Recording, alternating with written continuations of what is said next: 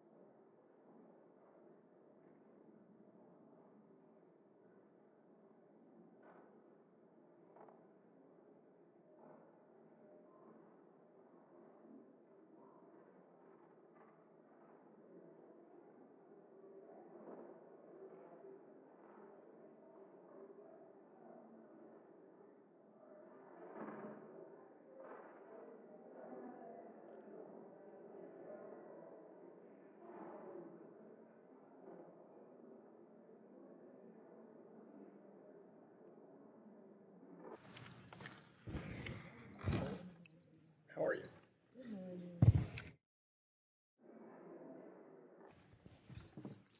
Committee on Financial Services will come to order.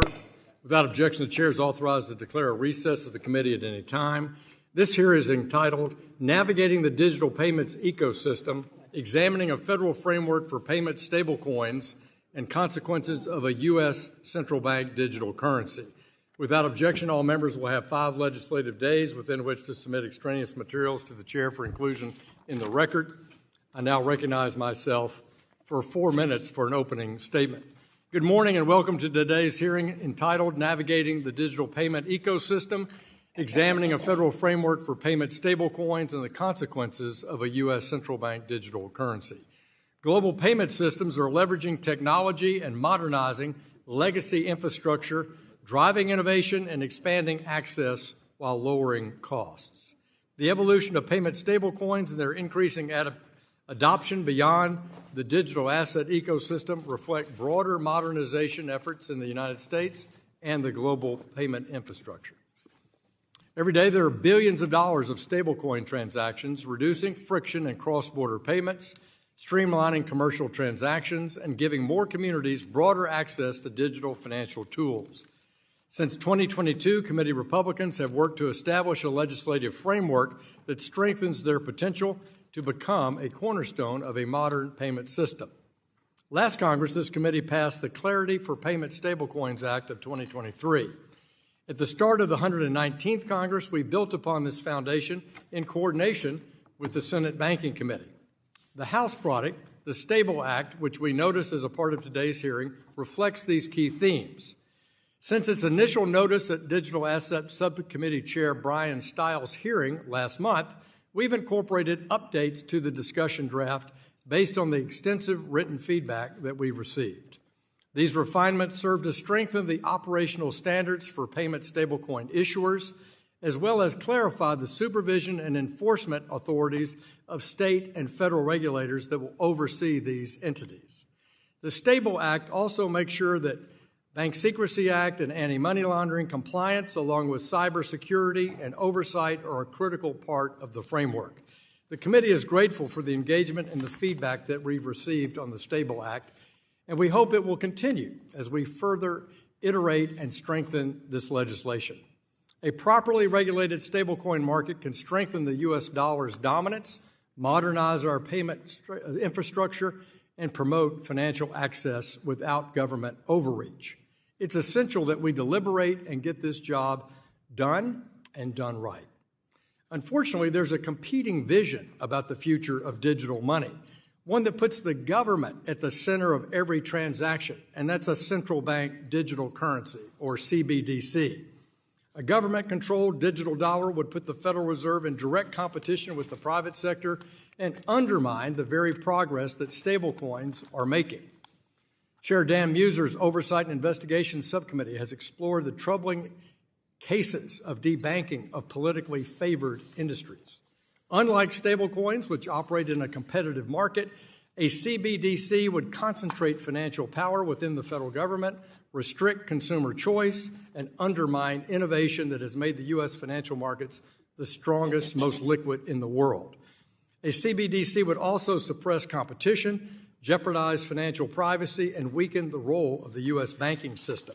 I'm so grateful to my colleague and friend, Republican Whip Tom Emmer, for leading the charge to prohibit a U.S. CBDC, and I thank him for the work that he's done to get his anti-CBDC Surveillance State Act reintroduced in this Congress and noticed for this hearing. Before I close, I want to emphasize that in addition to payment stablecoins, this committee has continued its efforts on a bipartisan basis to begin the work that we began last Congress to establish a comprehensive framework for digital assets market structure. We're moving full steam ahead in this Congress to strengthen and expand that pro-innovation agenda. I look forward to today's discussion, and I yield back the balance of my time. I now recognize with pleasure the ranking member of the full committee, Mrs. Waters, for a 4-minute opening statement. Thank you, Mr. Chairman. For years, I and my colleagues have sought to craft common sense crypto legislation with great rails for consumers and strong oversight. In less than 2 months, President Trump and Elon Musk have undermined all of this work. In fact, since taking office, Trump has only enriched himself, his crypto cabinet, and the rest of the crypto billionaire class. And he has done nothing to improve the economy, let alone anything to bring down the cost of groceries, energy, or housing, as he promised. In fact, under Trump, egg prices are up 53%. And just yesterday, the S&P 500 fell a blistering 2.7%. Trump started with the meme coin scheme that scammed investors out of $2 billion, while Trump, his family, and other insiders pocketed $350 million. And just last week, Trump signed an executive order to spend U.S. taxpayer resources to create a fund of billions of dollars of crypto that would squarely enrich Trump, Musk, and MAGA cronies already holding these cryptocurrencies. Mr. Chairman, despite my belief that the Trump administration only wants crypto legislation that personally benefits them and protects their crypto financiers, I still hope we can work together on a bill that requires stablecoins be robustly and fairly regulated. Unfortunately, the bill noticed for this hearing strips away critical protections to shield investors from criminals.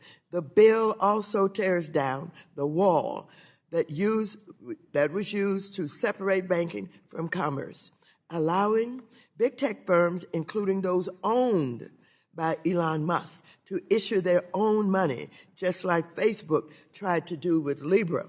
I'm proud of how this committee stopped Libra and Facebook, and I will do everything that I can to stop Musk also. It is also clear that given Trump's and Musk's actions on crypto and the mass layoffs of the employees who would be charged with overseeing crypto, we must go back to the drawing board on stablecoins. The best starting point for moving forward is the Waters-McHenry bill, which I released a few weeks ago. Before I close, I'm so deeply concerned that we are considering a bill today to strip the Consumer Financial Protection Bureau of supervision of big tech payment apps. This comes after Trump's appointees halted all Consumer Financial Protection Bureau supervision of big banks. Moreover, the Republican resistance to even allow the Fed to study central bank digital currencies is not only anti-innovation, but it is anti-American, as it helps China win the digital currency space race and undermines the U.S. dollar as the world's reserve currency. Mr. Chairman, I am prepared to work with you and this committee, and we need to go back again to the drawing board on stablecoins and get started so we can really get into crypto. And I just believe that your leadership will take us there. I just cannot believe that this committee would follow what Trump is doing for himself and the other billionaire cronies of his. I yield back the balance of my time. The gentlewoman yields back. The chair recognizes the gentleman from Wisconsin, the chairman of the Digital Assets, Financial Technology, and Artificial Intelligence Subcommittee, Mr. Stile, for 1 minute. Thank you very much, Mr. Chairman, for holding this hearing, the golden age of digital assets. The goal of our digital assets policy is to make sure that the next wave of crypto and Web3 businesses emerge in basements and in dorm rooms, not in boardrooms and law firms. And that's what our digital assets policy will do. The digital assets and blockchain technology, they're democratizing the internet and our financial choices. These technologies can extend dollar dominance, lower costs, and expand financial choices. Just over a month ago, Chairman Hill and I released a discussion draft of the Stable Act. The bill establishes a framework for issuing and operating U.S. dollar-backed stablecoins. We're now in the process of collecting feedback on the legislation as we move forward, and I'm excited for where we are today and for where we're going. Thank you for holding this hearing, Mr. Chairman. I yield back. Gentleman yields back. I recognize the gentleman from Massachusetts, Mr. Lynch, the ranking member of the Digital Assets, Financial Technology, and Artificial Intelligence Subcommittee, for 1 minute. Thank you, Mr. Chairman. As this committee considers a potential regulatory framework for payment stablecoins, it's critical to prioritize financial stability, national security, and consumer protection. I have grave concerns about the Republican proposed legislation that I hope we might be able to address. Naming the Republican bill the Stable Act is like calling the Titanic and telling the passengers it was unsinkable. First, allowing big tech firms like Meta and Apple to effectively become stablecoin issuers and dominate the stablecoin market leaves consumers vulnerable to financial data exploitation and removes the separation of banking from financial commerce. Next, uninsured deposits have proven to be vulnerable to systemic runs. Legitimizing stablecoins without adequate safeguards risks our financial stability.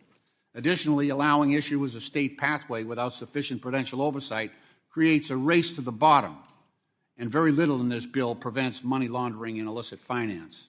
As every major economy races ahead of the U.S. in developing a central bank digital currency, discussions in the U.S. have been obscured by disinformation and political ideology. If my colleagues truly share the goal of maintaining dollar supremacy, they would encourage this type of innovation. Thank you, Mr. Chairman. I yield back. Gentleman yields back. Today we welcome the testimony of Ms. Carolyn Butler, who's Global Head of Digital Assets at the Bank of New York Mellon, Mr. Charles Cascarilla, who is the CEO and co-founder of Paxos, Mr. Pat Collison, who's the CEO of Stripe, Mr. Randall Guynn, who's the head of Davis Polk's Financial Institutions Group, and Ms. Carole House, who's Senior Fellow at the Atlantic Council GeoEconomics Center and a Senior Visiting Scholar at Georgetown University's Cyber Mart Center. We're so delighted to have all of you for being here. Each of you be recognized for 5 minutes to give an oral presentation of your testimony, and without objection, your written comments will be made part of the record. Ms. Butler, you're recognized for 5 minutes. Good morning, Chairman Hill, Ranking Member Waters, and members of the committee. Thank you very much for the opportunity to testify here today on innovation in the financial system, including the use of stablecoins. My name is Caroline Butler, and I am the Global Head of Digital Assets in BMY since 2023, and prior to that, I ran our custody business. I have more than 20 years of experience working at global systemically important banks, which guide me and BMY in applying regulated banking concepts to blockchain-based solutions. In doing so, we maintain the core tenets of asset safety and protection, regardless of the technology wrapper applied to the asset.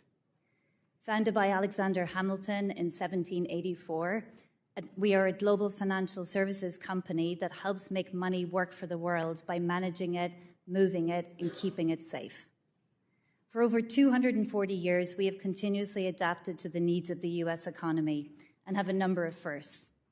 We provided the first loan to the U.S. government after the Revolutionary War. We were one of the first companies on the New York Stock Exchange, and we were one of the first institutions to use an electronic system for clearing government securities. These actions, often taken for granted today, were financial innovations at the time, and have played a significant role in helping the US become the world's predominant economic engine. As the world's largest custodian with more than $52 trillion of assets in custody, BNY helps companies and banks, big and small, access the money they need. BNY plays a central role in supporting US Treasury markets and process approximately $2.4 trillion of payments per day across all payment rails. Our commitment to advancing the future of finance includes the integration of blockchain. This technology has the potential to make money move smarter and faster. Stablecoins can use these benefits to serve as a complement to the existing payment services and rails we offer our clients today. BNY supports stablecoin issuers by providing our traditional banking services, payments, deposit taking, and custody. For example, we serve as the primary custodian for the reserve assets of the largest stablecoin issuer in the US today. Providing these traditional services to a new client type was a natural evolution for BNY. The stablecoin ecosystem will continue to develop as market participants explore use cases based on their business models and client needs. This ecosystem will benefit from federal legislation that advances clarity and consistency no matter the type of stablecoin issuer or the governing regulatory regime. BNY greatly appreciates the committee's bipartisan work, past and present, in developing a federal framework towards those end goals. I appreciate the opportunity to testify here today, and I welcome any questions you may have. Thank you very much for your testimony. Ms. Cascarilla, you are recognized for 5 minutes. Chairman Hill, Ranking Member Waters, and members of the committee, thank you for the opportunity to testify today. My name is Charles Cascarilla, and I'm the co-founder and CEO of Paxos. For 25 years, I've worked in financial services as an analyst, investor, and entrepreneur, getting a front row seat to the inefficiencies and systemic risks embedded in our legacy financial infrastructure. These experiences drove me to found Paxos in 2012 as a regulated financial institution using blockchain technology to replatform the financial system. In 2015, Paxos received the first limited purpose trust charter from the New York DFS. We have worked closely with global regulators to advance the safe adoption of regulated stablecoins. Today, we provide stablecoin and tokenization infrastructure to some of the world's leading enterprises, including PayPal, MasterCard, Robinhood, and Stripe. There are 3 points I hope you will take away from my testimony.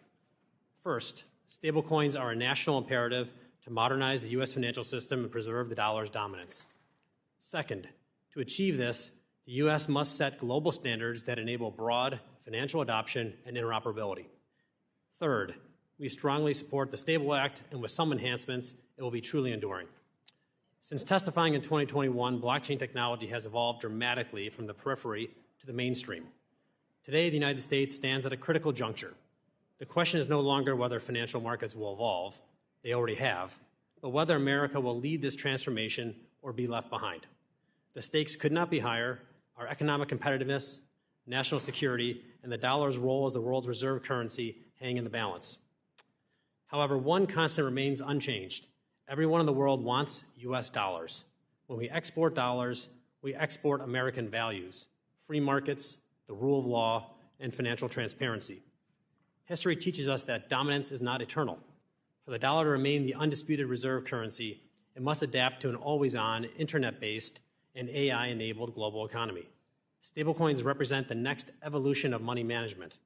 The global economy today demands secure, programmable payments that move instantly, 24/7, at near zero cost. This is not science fiction. It exists today thanks to blockchain. Our financial system already accommodates various forms of dollars: central bank cash in your wallet, bank liabilities in an electronic account, money market funds on exchanges, or balances held in PayPal. Each operates on different rails. A stablecoin is just a dollar that operates on a blockchain rail. This is a new and more efficient way to distribute dollars around the world to consumers. The benefits of stablecoins are profound. While bank accounts have existed for hundreds of years, nearly 20% of Americans are underbanked and 30% of the world is unbanked. Yet in 15 years, nearly 85% of the global population have smartphones. At virtually no cost, anyone with only an internet connection and smartphone can now use blockchain dollars, revolutionizing payments. I believe the private sector is the source of financial innovation, and I see no need for a U.S. CBDC at this time. The most important innovations have been and will continue to be driven by the private sector. I want to thank Chair Hill and Representative Stile personally for developing the Stable Act. It represents a historic opportunity to cement America's leadership in finance. We strongly support the clear distinction between stablecoin issuance and traditional banking. Issuers like Paxos do not take deposits, and we do not make loans. We facilitate payments and transfers. Designating the OCC as the federal regulator for non-bank issuers is the right choice. We also endorse the bill's reserve requirements that mandate one-to-one backing, prohibit rehypothecation, enforce redemptions, and require audits. These standards mirror the high bar Paxos already meets. We appreciate that the Stable Act requires issuers to adhere to the same AML, KYC, and BSA standards as banks. No carve-outs, no exceptions. As a globally regulated issuer with firsthand experience navigating markets, I urge the committee to consider two enhancements to make the Stable Act enduring. Firstly, we recommend strengthening international reciprocity by requiring the Treasury to designate compatible jurisdictions. This approach fosters a race to the top, encouraging international partners to align with U.S. standards. Secondly, state-regulated entities like Paxos must meet standards equivalent to those imposed by the OCC.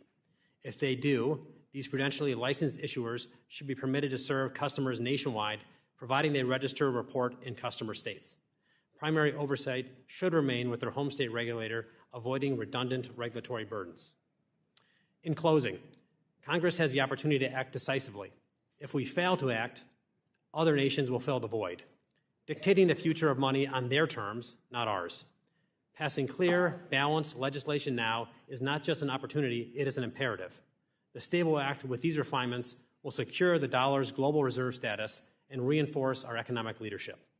Thank you for the time, and I look forward to your questions. Thank you, sir. Mr. Collison, you're recognized for 5 minutes. Chairman Hill, Ranking Member Waters, and distinguished members of the committee, thank you very much for inviting me to testify about the future of our digital payments ecosystem. And if you'll forgive the sentimentality, being here is a big deal for me. I grew up in rural Ireland, just a couple of miles away from Miss Butler. I was fortunate enough to move to the U.S. for college.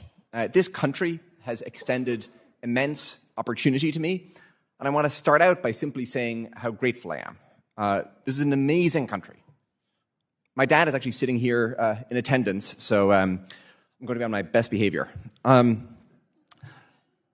introduction to technology was taking my first communion money and buying a computer. But in our rural Irish community, getting a decent internet connection was very difficult.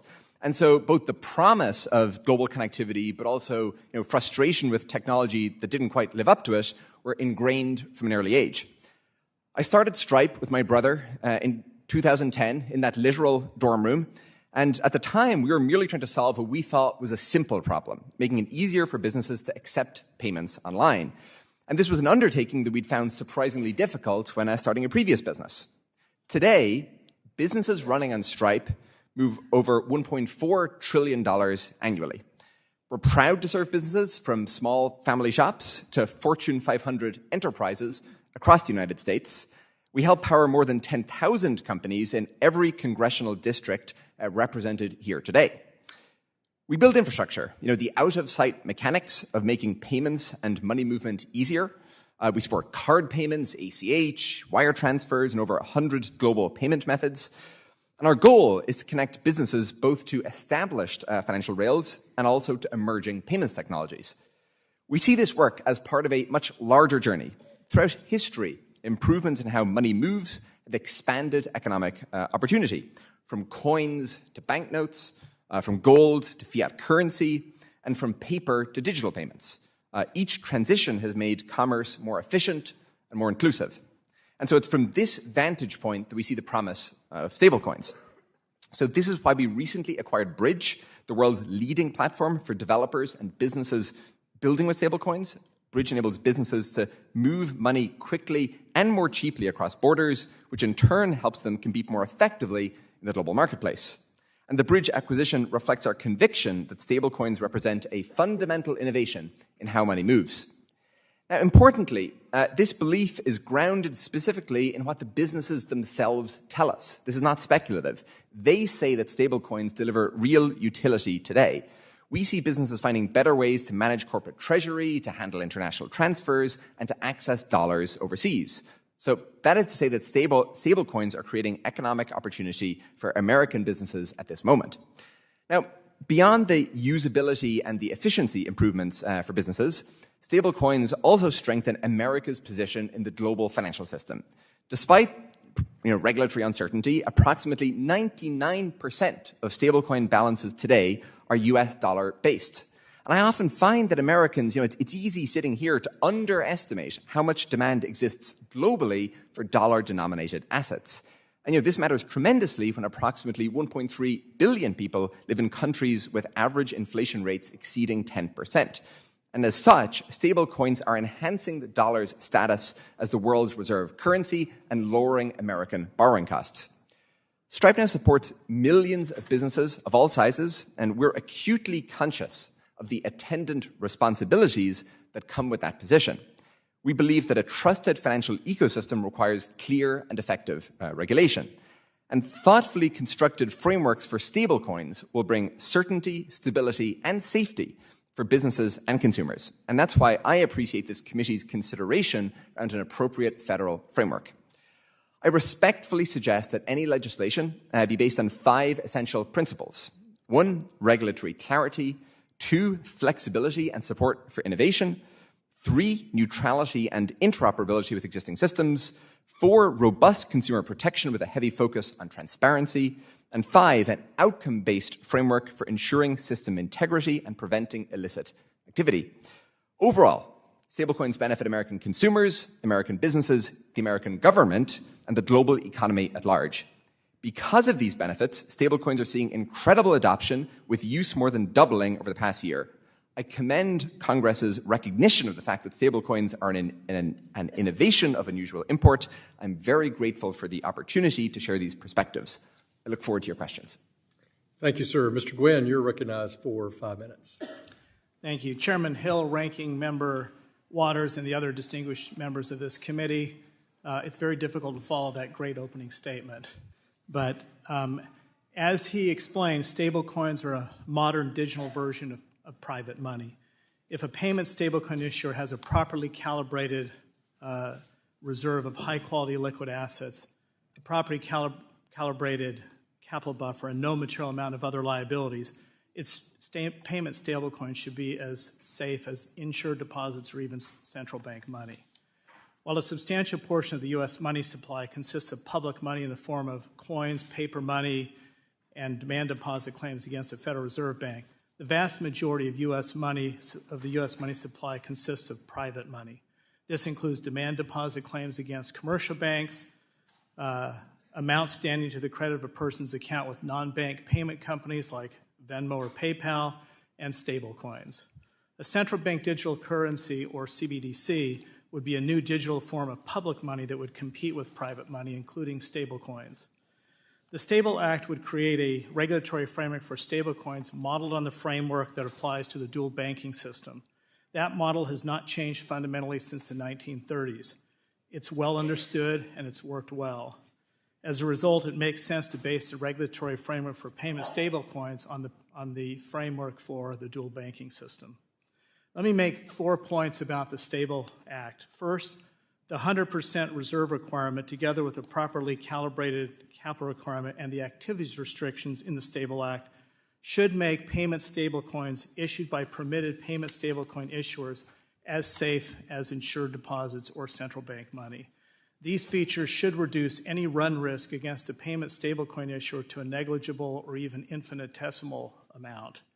Second, the current list of qualified reserve assets, however important it is too restrictive.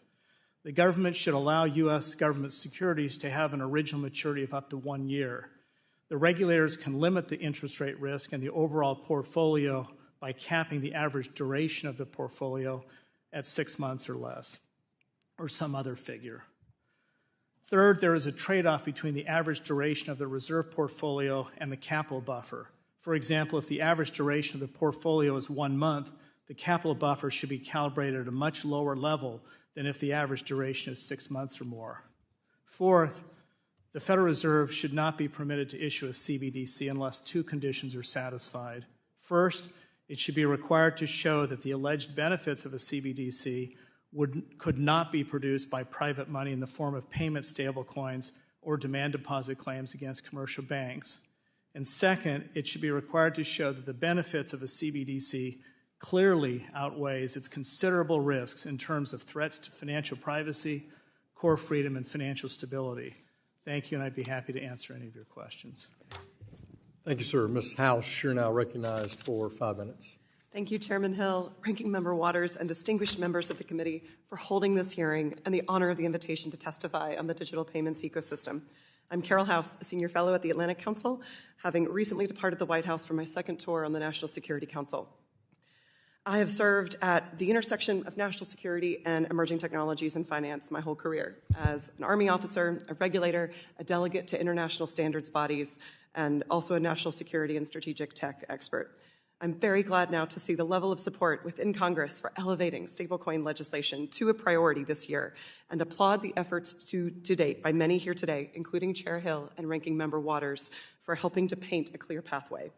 We must ensure that our regulatory frameworks create a foundation for providing trustworthy and affordable access to financial services for consumers, while also reinforcing the centrality of the U.S. in the financial system and as the home for responsible, cutting-edge innovation in emerging tech and payments. That includes the critical need for timely progress on a comprehensive stablecoin framework that supports these objectives, as well as driving broader experimentation and competitiveness in digital payments. These frameworks must also be comprehensive of the real and present risks, as well as opportunities that we have observed in the digital asset ecosystem. For example, with proper protections, stablecoins have the potential to improve delivery and efficiency of financial products and services, to dismantle barriers to access and inclusion, and to promote U.S. leadership in payments.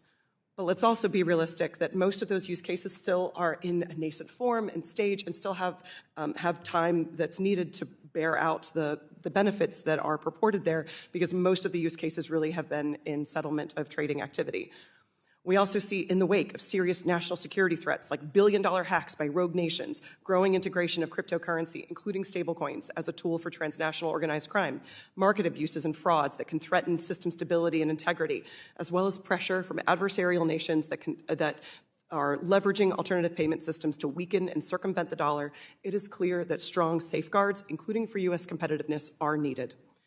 This framework also demands that we ensure policy and enforcement approaches, both domestically and internationally, create a level playing field for U.S. firms, often the most compliant firms in the world, to be able to compete fairly.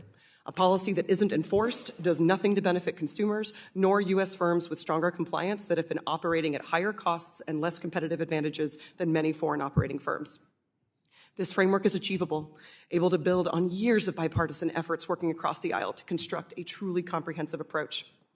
We need strong prudential consumer protections and regulations to ensure that stablecoins are truly stable. We need to be able to shift the burden from consumers doing their own research to assess which stablecoin is truly stable. In this way, a clear regulatory framework that fosters trust can actually help set conditions to drive broader adoptions and competition. We also need to have strong AML protections in place for stablecoin ecosystems. And we need to ensure that cyber and AML vulnerabilities that are being exploited by hackers, like in the recent $1.5 billion Bybit hack by North Korea, are closed in this ecosystem. I'm pleased to see many elements in the Stable Act that I support and are critical safeguards, such as high-quality reserves on at least a one-to-one basis, envision roles for state and federal regulators, and restrictions on hypothecating federal reserve assets, as well as stablecoin issuer activities. These are critical safeguards. But there are also several key elements that are missing from this proposed legislation and that have been previously negotiated. If not addressed, we risk this framework not being comprehensive and needing to be patched and fixed later in the future. So I propose some areas for consideration. Like, we must ensure federal line of sight to support supervision on issues of systemic importance. I support the state charter and the dual system in banking, and we must preserve that option, but not by denying critical visibility for agencies like the Federal Reserve to be able to fulfill their mission on overseeing financial stability and conduct monetary policy. The legislation should also broaden to include a greater scope of risk coverage like credit and counterparty risk, market risk, and concentration risks. There's also no clear articulation of an enforcement mechanism, affiliate controls, or bankruptcy resolution to protect consumers in the wake of a failure. There's also not clear enough direction on AML, sanctions, and extraterritorial application. U.S. dollar stablecoins have been exploited by cartels and sanction evaders and terrorism financiers. We need to message that that is unacceptable and make clear that U.S. dollar stablecoins must comply with sanctions, including freezing and recovery capabilities. So the most important message here on innovating in digital payments is that we need to do so responsibly and invest in the building blocks that will allow for us to make this system more secure and inclusive. Thank you very much. I look forward to your questions. Thank you so much. We'll now turn to member questions, and the chair recognizes himself for 5 minutes. As I started out in my opening remarks, it's our job as members of Congress to establish a legislative framework for payment stablecoins that balances growth and innovation with strong consumer protections. And I think all of us on both sides of the aisle have that as a cornerstone. Crafting a durable regulatory framework that achieves this balance is iterative and requires extensive stakeholder feedback and engagement. Today, we'll use this hearing to further strengthen the STABLE Act, incorporating the expert testimony of our witnesses to refine our bill's consumer protections and solidify the federal and state pathways for both banks and non-banks. Let me start and talk about banking engagement. In October 2020 and January 2021, the OCC under the Trump administration clarified that banks can both issue stablecoins and hold stablecoin reserves. But then, just a few months later, in November of 2021, the OCC, the Comptroller of the Currency Office, under the Biden administration, stated that these activities could only be conducted by banks if they received a non-objection letter. Finally, just this past Friday, the Comptroller of the Currency has issued a statement indicating that banks under its supervision will no longer need permission to engage in certain digital assets-related activities. Certainly, in my point of view, why we need a regulatory framework so that we don't do this bouncing around. But Ms. Butler, you work at BNY Mellon. You're a descendant of Alexander Hamilton. Can you explain how the STABLE Act addresses this inconsistency by changing administration and alters this rules on banks' ability to engage here? Thank you very much, Chairman, for your question. The STABLE Act gives us the clarity and certainty to know what we can actually perform in terms of activities for our clients, and that is absolutely incredibly important. In addition, the consistency of applying those same standards across the ecosystem. So whilst we need the clarity as a bank to understand what activities we can perform, we need to know that the ecosystem we're performing those activities in is all players are meeting the same set of standards. And that's going to be very important to ensure that there is a system of trust with regulatory oversight to ensure that we can protect the safety and soundness of financial markets. So you believe that same kind of service deserves the same kind of regulatory treatment, whether it's a bank or a non-bank, is that right? 100%. Same service, same risk, same regulation. Okay, thank you very much. Let me turn to the topic of a state pathway, which has been a big issue over the last couple of years that we've talked about this.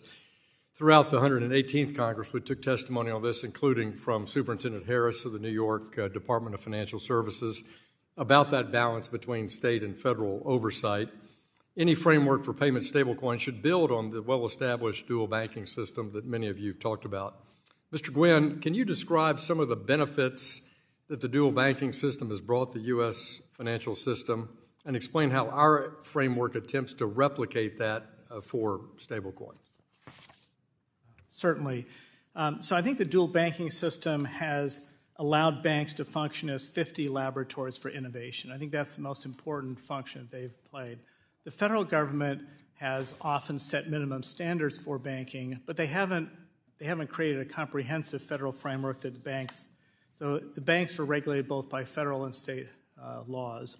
The regulatory framework in the STABLE Act is virtually identical to the framework for the dual banking system, with two exceptions. First, the STABLE Act establishes a single federal regulatory framework in 4A that applies to all federal qualified and state qualified payment stablecoin issuers, and the alternative state-level framework has to meet the standards or be stronger than the standards in 4A. So it's different in the sense that it actually creates a comprehensive federal floor. So you would say that prohibits, that some have argued this is a race to the bottom, and you believe that federal floor would prevent that. Is that your view? Yeah, I don't see how there could be a race to the bottom because any state regulator who's applying the Stable Act would have to either comply with the federal standards in 4A or standards that meet or exceed those standards. Yeah. And Mr. Cascarilla, I mean, you've dealt with this for years because of your work in New York. Would you say that the Stable Act is somehow light touch regulation, or do you think it strikes the balance that's important to have a high standard, but you preserve your right to work in the state of New York, for example? Well, today we're the only prudentially regulated issuer of stablecoins, or at least New York. Sorry, I should say New York State is the only place where you can prudentially issue stablecoins, and I think that's important to preserve. It creates a laboratory for innovation, as Randy was pointing out, but also having a federal floor is actually going to create a consistency across the entire country, and I think actually on a global basis. I think it would be actually a race to the top of meeting the same set of standards, which is the right way to operate. And if everyone meets those standards, you're in the right.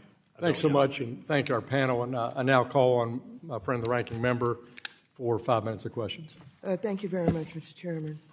Ms. House, in the 117th Congress, I reached across the aisle to work with the then ranking member, McHenry, and led years of negotiations with Treasury, the Federal Reserve, and other stakeholders to establish the first of its kind bipartisan stablecoin legislation.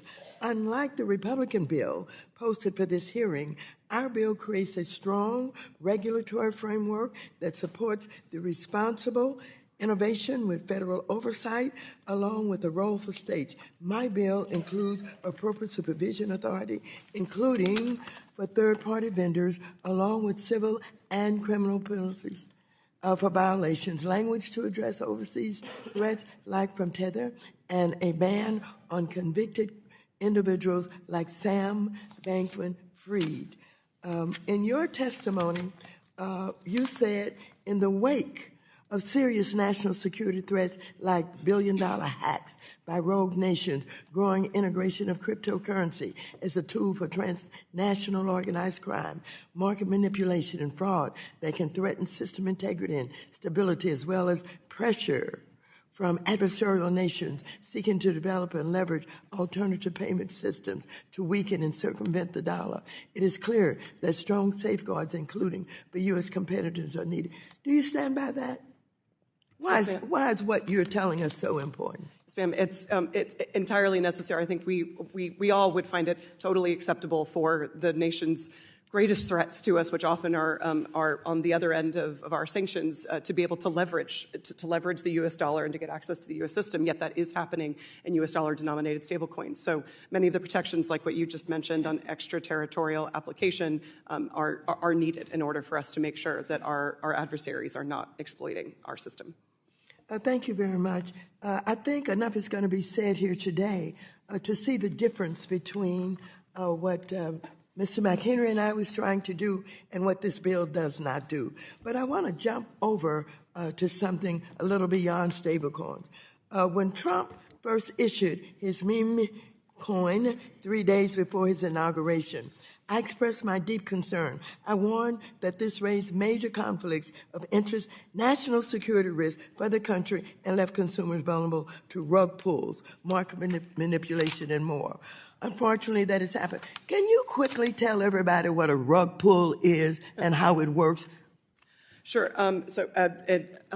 With limited time, just basically when people are trying to hype up and get people to invest in an asset and making a broader promise, and then ultimately pulling out your investments in the assets, and ultimately that ends up normally crashing the market value.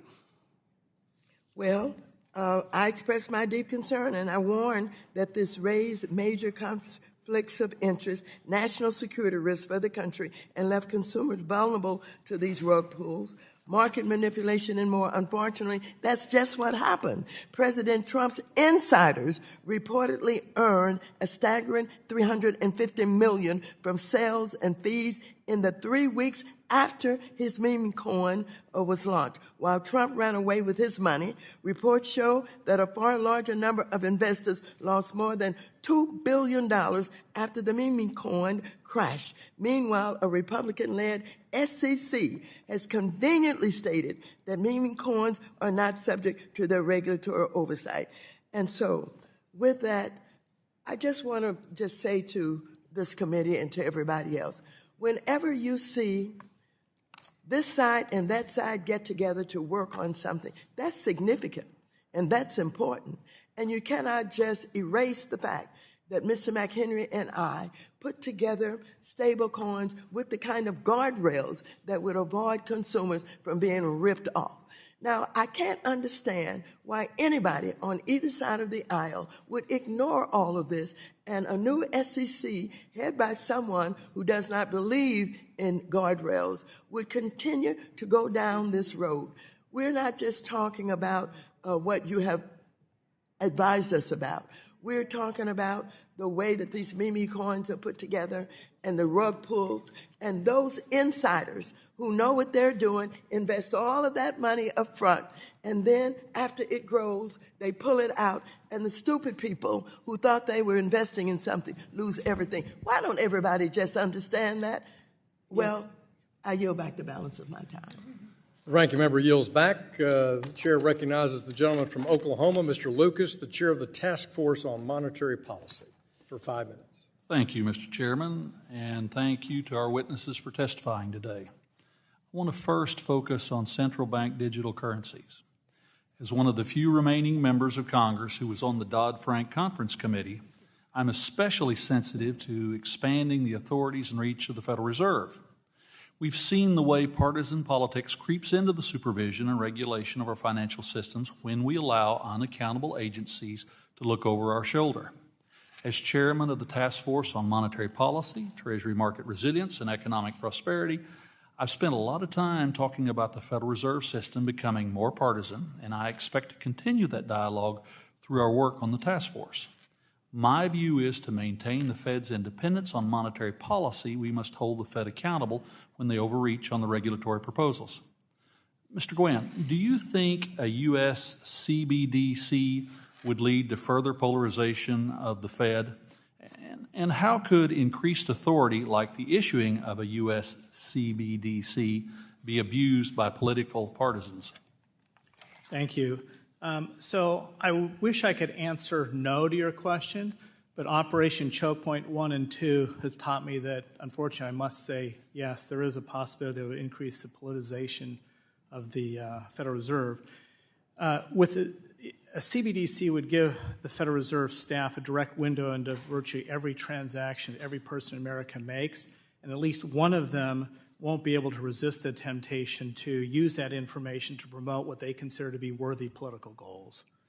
I think the real dangers have been outlined before by Norbert Michel of Cato Institute, which is there's a real potential threat to financial privacy, to core freedom, and actually to financial stability, because if you have a CBDC in times of stress, and if it's available to retail investors, then they'll have a temptation to pull money out of the banking system and move it into CBDC. We pride ourselves here in the United States, and rightfully so, on our global leadership in technological advances. But in the case of stablecoins and digital assets, Congress's failure to put together a workable legal framework and regulatory environment is putting our financial firms and consumers at a tremendous disadvantage.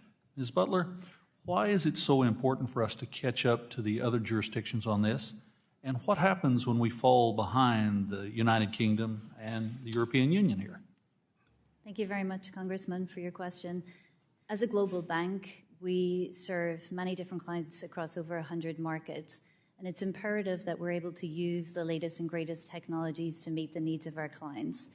In the U.S., U.S. has been the world's economic leader and leader in innovation, and it's imperative to be able to take the new technologies and apply them to the needs that are in the market.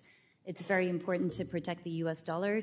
The U.S. dollar is our largest currency for trade, And the stablecoin is just a representation of that dollar on a blockchain, but the blockchain enables the dollar to be used more because of the benefits the blockchain can yield.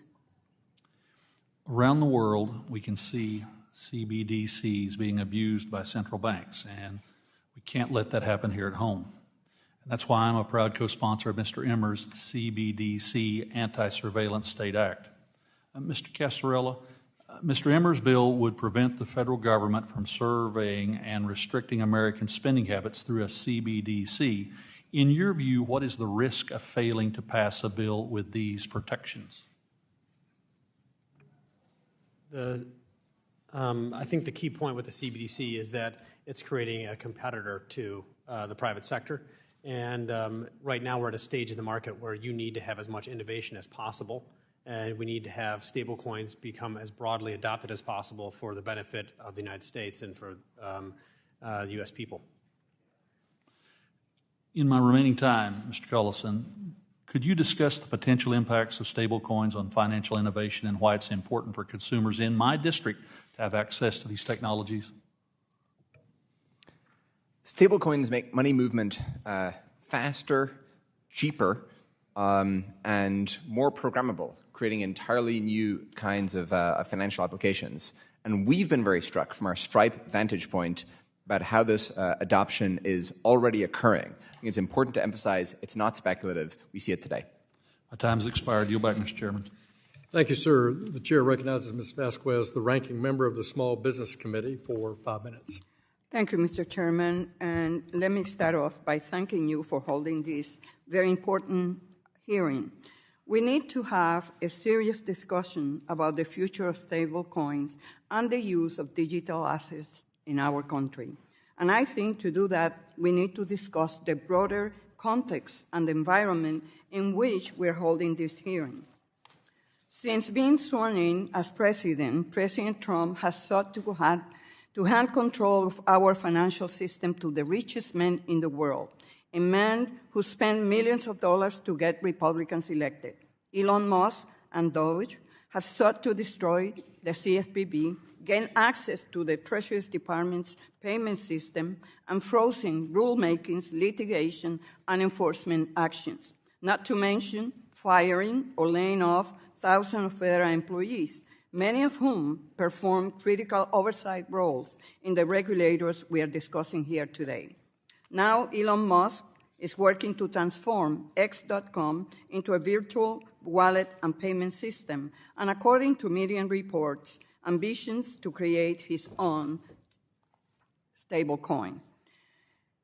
So, Ms. House, as we sit here today discussing the merits of stablecoin legislation and what is likely to be a broader discussion on digital asset legislation later this Congress, do you think it is important for us to keep this broader context in mind?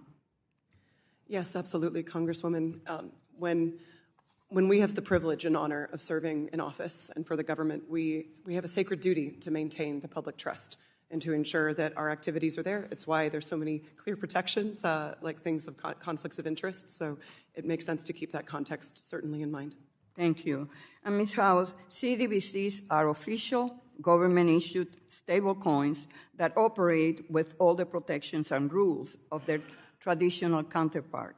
Private stablecoin issuers don't like them because they are a threat to their issuances. They hide this fact by arguing behind things like government control and infringement on individuals' right to privacy. Ironically, one of the bills we're discussing here this morning bans CDBC experimentation in the name of privacy. Yet, as you correctly pointed out, the bill does nothing to address privacy issues presented by private crypto companies. Can you explain your statement? What privacy concerns do you think need to be further addressed in this proposal? Thank you, Congresswoman, for the question, and I appreciate this point since I wanted to underscore that the U.S. Treasury, the Federal Reserve, the prior White House, and then it looks like this Congress have all agreed, in fact, that the Federal Reserve does not have the authority to issue a CBDC. So the the legal necessity of the legislation on banning issuance of a retail CBDC remains in question to me. But thank you for highlighting the broader issues on privacy. There's no reference to broader issues of privacy, just generally privacy legislation that's still needed, as well as what the privacy implications are, certainly for publishing transactions on a public unobscured ledger that present risks to consumers. Thank you. Ms. Butler, in your testimony, you highlight that BNY performs custody services for stablecoin issuers in accordance with regulations, guidance at both the state and federal level. How does the current participation of banks in stablecoin arrangements facilitate broader trust and reduce risk in the financial system, particularly compared to non-bank participants? Thank you very much for that question, Congresswoman. So we do indeed custody the reserve assets, and we do so in accordance to our long-standing custody practice. We've been providing custody for decades, $52 trillion worth of custody, and we apply the same customer and asset protections to the reserve custodian work that we do to the traditional side. So it's effectively the same custody we provide, and we take all of the protections and apply it as well. What's very important for the ecosystem is to make sure that with banks that are providing custody, there is implicit trust and confidence in the ecosystem that clients' assets are indeed protected, and protected according to federal legislation and regulation. Thank you. And I yield back, Mr. Chairman. Gentleman yields back. The gentleman from Michigan, the Vice Chairman of the House Financial Services Committee, Mr. Heisinger, recognized for 5 minutes. Thank you, Chairman Hill, and good to see many of you again. And I do want to note, Mr. Collison, I know your dad is back there, and I'm sure he's very proud. I had a chance actually to be at your headquarters out in San Francisco a number of years ago, pre-COVID. Met with your brother John in his opulent office. For those that haven't been there, he's laughing because he knows what I mean. If you haven't been there, it's a cafeteria. That's their opulent office space. But it was great.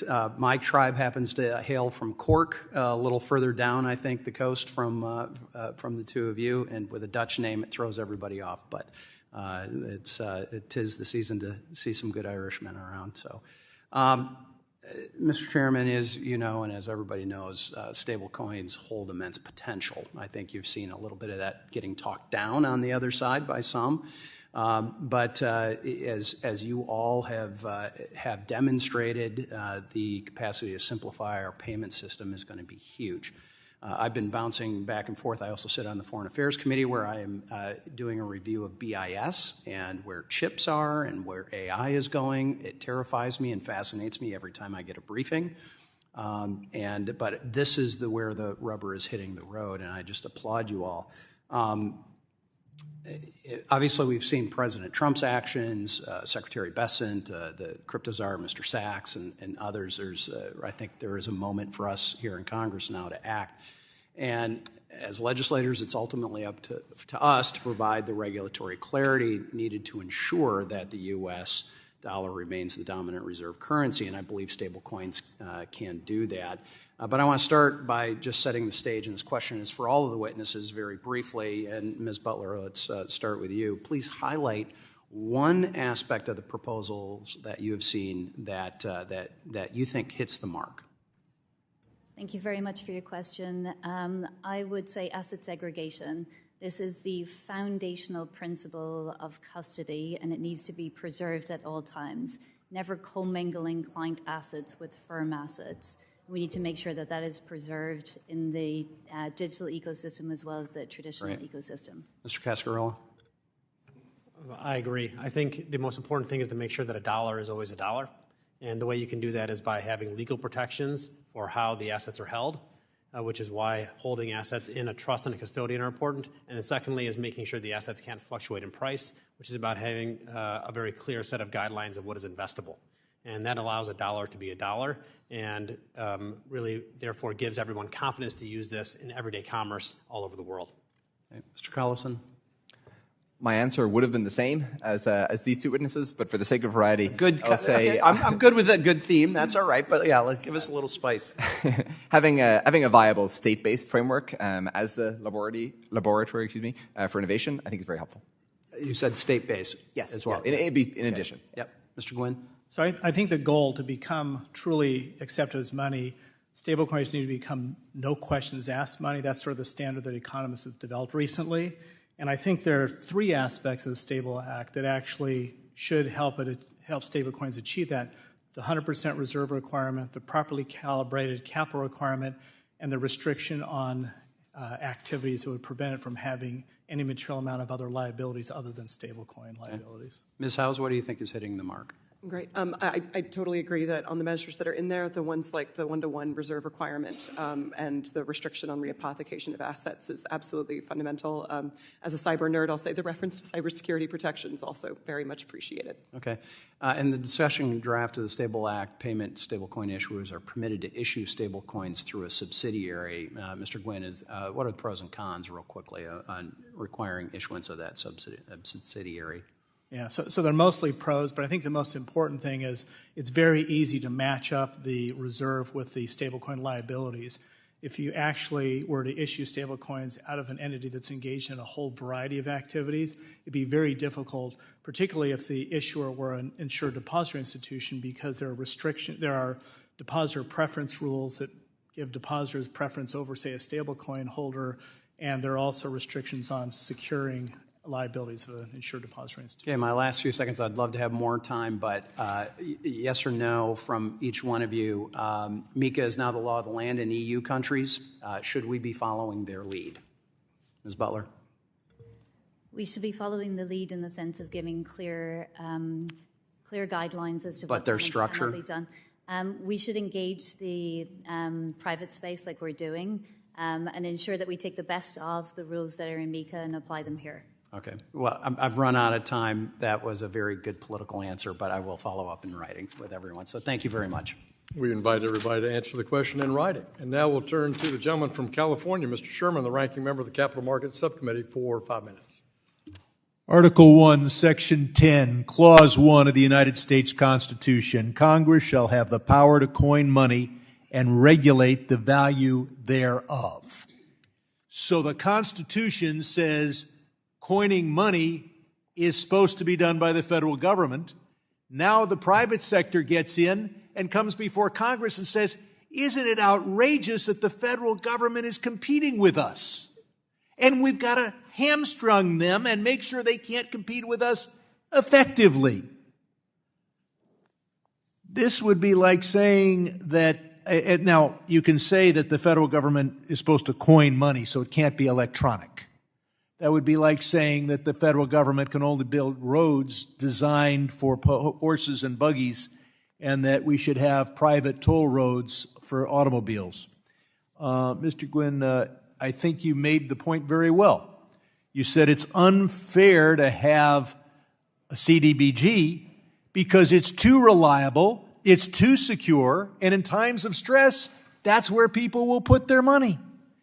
Then we're told, oh, but we're going to have privacy. Yes, Sam Bankman-Fried and Elon Musk is going to know every damn trade, every transaction I engage in. Then they're going to sell that information to anybody who wants it, and then we're going to pass some loophole-ridden law to say they can't do it, and they'll just do it overseas. So the idea that you're going to have privacy by giving the crypto bros all the information and letting them sell it to anybody they want, there's only one advantage of the coins we're talking about, stable coins, and that is the crypto bros can make money from it. And the goal of this hearing is to make sure that we don't have any competition from Section 10 of Article 1. This is about the 400th hearing we've had on promoting cryptocurrency. We haven't had a single witness come and tell us and make the case that we just simply shouldn't have the cryptocurrency. We're told if you invest in America and build jobs by investing in common stocks, your broker will send a Form 1099-A and you'll have to pay taxes on your gains. And then this Congress says invest in crypto, create no jobs except the jobs moving money around in crypto, not a single manufacturing job, and you pay no taxes. Ms. House, Zelle is an electronic system. Unfortunately for some people, it's not really good for tax evaders or people trying to hide their money from their former spouse. It's free. Our other witness has a system that's similar. They charge 2.9% at Stripe. Why would, other than concealing assets from the government and former spouses, why would somebody go with a 2.9% fee rather than a Zelle, which is free? And not knowing some of the specifics of Zelle, since I'm not a user, I think that there's interest in some of the broader marketplace applications where stablecoin is. Honestly, since most stablecoin activity is happening in trading, that's really where Zelle isn't settling trading activity on crypto exchanges. I've got to make just one other point. Mr. Cascarilla tells us that people have iPhones and they're unbanked, and we're going to get them banked. So the best way to get them banked is to have a CDBG. You want to prohibit that. Then it's talking as if CDBG would be mandatory. Why not just have one more competitor? Some people will want Elon Musk to know about their transactions and will trust him, and some will want to trust the federal government. But we want to deny them the choice, because anything that prevents Elon from making a profit, anything that prevents the crypto world from making a profit must be snuffed out, no matter how useful it is to consumers. Okay. What could go wrong? I think Sam Bankman-Fried illustrated that to us. Ms. House, you have laid out in your testimony the protections we could have for Know Your Customer and anti-money laundering. And I guarantee that the industry will block all of those that are effective, because this industry can't compete against the dollar unless it has an advantage. And that advantage is not that it's electronic, because even Zelle's electronic. They're trying to snuff out a CDBG, which would be electronic. They can only compete for the tax evasion and spouse avoidance. The gentleman's time has I yield expired. back. Gentleman from Kentucky, Mr. Barr, the chairman of the Financial Institutions Subcommittee, is recognized for 5 minutes. Mr. Guynn, let's just start with Mr. Sherman's concern that the Stable Act might be inconsistent with Congress's power to coin money. Can you set the record straight about why the Stable Act is consistent with Article 1, Section 8, and Section 10 of the Constitution? Well, for over 250 years or so, close to 250 years, states have chartered banks to issue private money in the form, first of paper money, and secondly, as demand deposit claims. So in fact, as I mentioned earlier in my testimony, that private money accounts for anywhere between 80 and 90% of the U.S. money supply. The coins, the paper money, the claims against the Fed actually only account for a small fraction of it. Yeah, thank you for setting the record straight there. And I totally agree with Mr. Cascarilla's point that stable coins are a national security imperative for the United States, not only to modernize our financial system, but ensure the maintenance of the dollar's dominance, not just against bitcoins or digital currencies, cryptocurrencies, but also CBDCs that are competitors potentially to the dollar, the digital yuan, for example. I do care about banks, and I care about the growth, the economic growth that are sourced from our banks. And I think of community banks in Kentucky and the deposit base that's used to then extend loans. Some of the bankers, the community bankers out there, expressed concern about CBDCs and maybe even payment stablecoins in terms of the risk to eroding the deposit base. Ms. Butler, how might stablecoins issued under the Stable Act be different than a central bank digital currency in terms of eroding or the potential to erode the deposit base? Thank you very much, Congressman, for that question. I think there's a couple of reasons. First, there's consistency of applying the same set of standards across the ecosystem. So whether you are banks or non-banks or the size of a bank, you can actually participate in the ecosystem with clarity of what you can and cannot do. That's super important.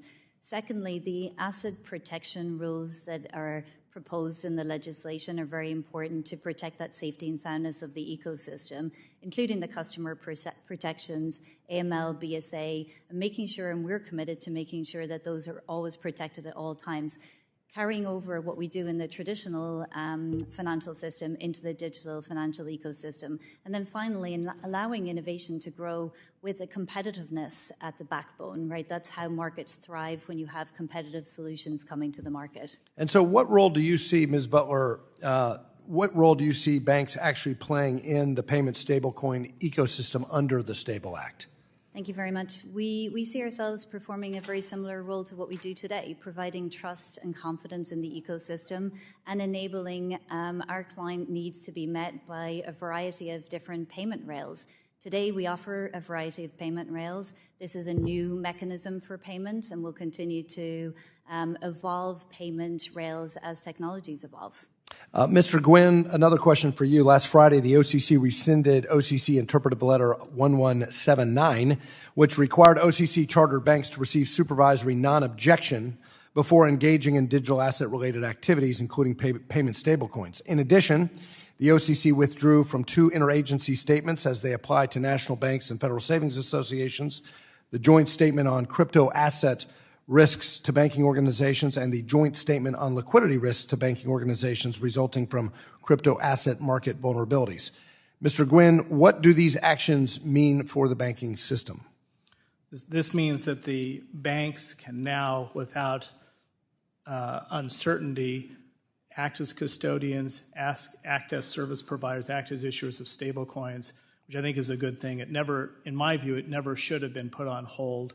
And it's a good thing, and it's a good experimentation. The OCC is a perfectly competent regulator to manage and supervise the risks of those activities. What other actions could both regulators or Congress take to ensure that banks have the clarity necessary to engage with the digital asset ecosystem while maintaining compliance with other bank-related laws? So I think they could do something very simple. They could issue a regulation that says that acting as an agent or principal with respect to digital assets, including stablecoins, is financial in nature for purposes of the Bank Holding Company Act. Well, as you see from my questions, I think that the Stable Act is a very important step in the right direction, and I think banks can participate in the stablecoin ecosystem in a way that fosters innovation and includes banks in this process. So with that, I yield. Gentleman yields. The gentleman from New York, Mr. Meeks, the ranking member on the House Foreign Affairs Committee, is recognized for 5 minutes. Thank you, Mr. Chairman. Let me start out with Ms. Butler. You know, there's been a lot of concern about debanking crypto companies with mixed messaging from the federal regulators on how traditional finance can integrate with and provide essential services to the crypto industry. Bank of New York is a New York State chartered bank that has been actively working with crypto companies. And this has been facilitated by clear guidance to banks from the New York's Department of Financial Services and has led to a vibrant crypto ecosystem in New York for crypto companies and traditional financial institutions. New York's leadership here demonstrates the importance of a strong state pathway for stablecoin regulation. Can you talk about the importance of working with the New York's DFS in building a strong, well-regulated crypto ecosystem in New York? Thank you very much, Congressman, for your question. We work very closely with the New York DFS and with all our regulators. And given the evolving nature of this space, it's very important to have that very engaged dialogue on a continuous basis to ensure that, again, we know the clarity that we can operate in, and as these rules evolve and as the ecosystem evolve, we can make sure that there's a two-way communication. But clear and consistent framework across the entire ecosystem needs to be upheld at all times, and it needs to not be whether you choose a state pathway or whether you choose a federal pathway. We need to have consistency at the federal level for our regulations and our legislation so that we can ensure the integrity of the entire ecosystem and all players are meeting that high standard. Thank you for that. And let me go to Mr.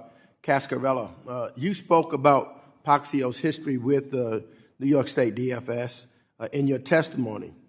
What do you see as the advantages of state regulation as a stablecoin issuer? Thank you, Congressman, for the question.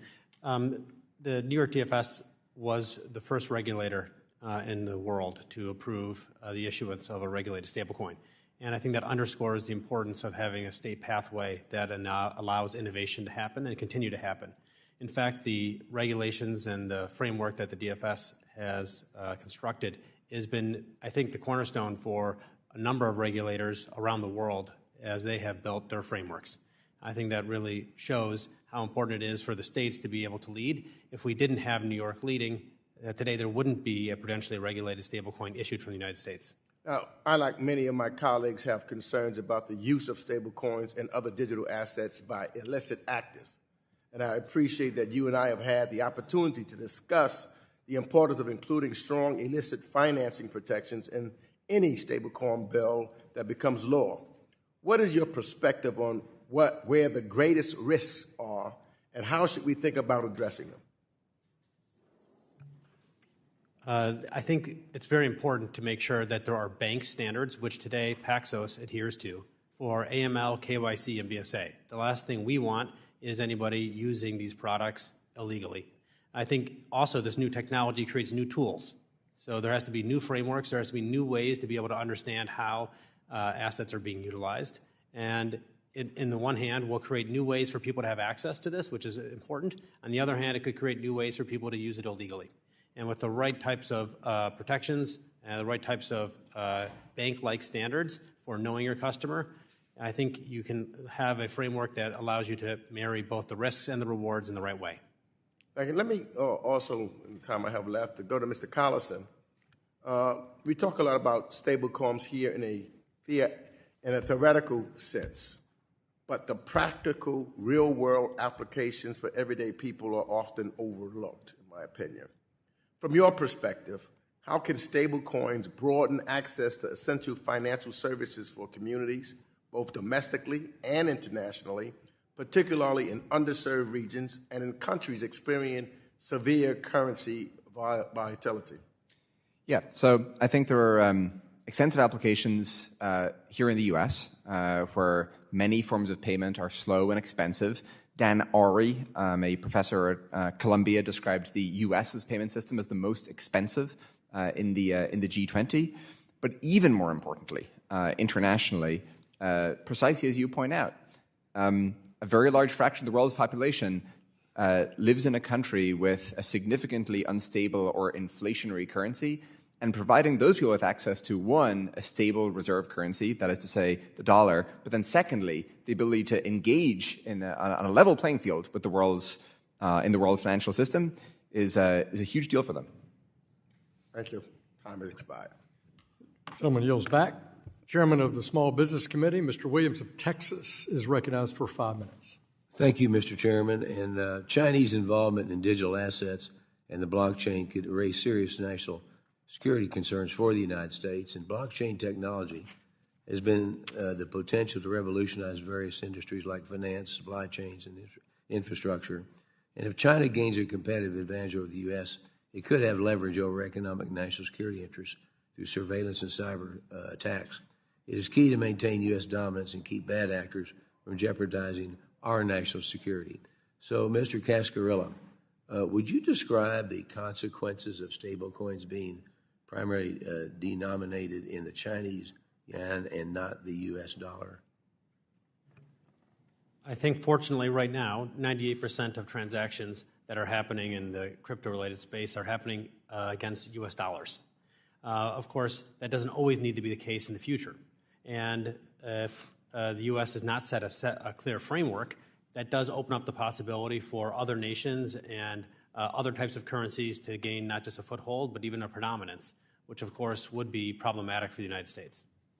All right. Stablecoins are becoming extremely popular in the payments network, and our operating on the decentralized network gives users a degree of financial freedom, whereas a central bank digital currency gives the government more control over private citizens' transactions and can lead to increased consequences with privacy, supervision, and overall financial freedom. We must allow for more innovation in the digital payments world, not constructing growth with a central bank for digital currency. So, Mr. Collison, does Stripe have any examples of customers using Stripe's stablecoin orchestration platform to break free from authoritarian governments or deflationary national currencies? Thanks for the question. We see many examples of this. I think of the comparison to the petrodollar system, where starting back in the 70s, the series of agreements with Gulf states created an enormous new source of secular demand for dollars. We're seeing the same thing happening today in emerging markets, where people are taking enthusiastic advantage of this new liberty and this new capability where they can hold dollars and they can, again, get direct access to the world's preeminent reserve currency. I think this is a really big deal for global liberty and for global prosperity. Quickly, this committee feels strongly that the interact of a federal regime for stablecoin issuers will ultimately inhibit China's ability to control this space. We've seen countries around the world take action to establish national regimes for stablecoins. EU, Japan, UK, Singapore have all taken steps to establish the regulatory framework for stablecoins, recognize the potential to modernize payments and enhance financial. So, Mr. Collison, again, quickly, as a global payments company, could you elaborate on how important it is for the U.S. to establish a federal framework to maintain U.S. competitiveness? I think this is important for two reasons.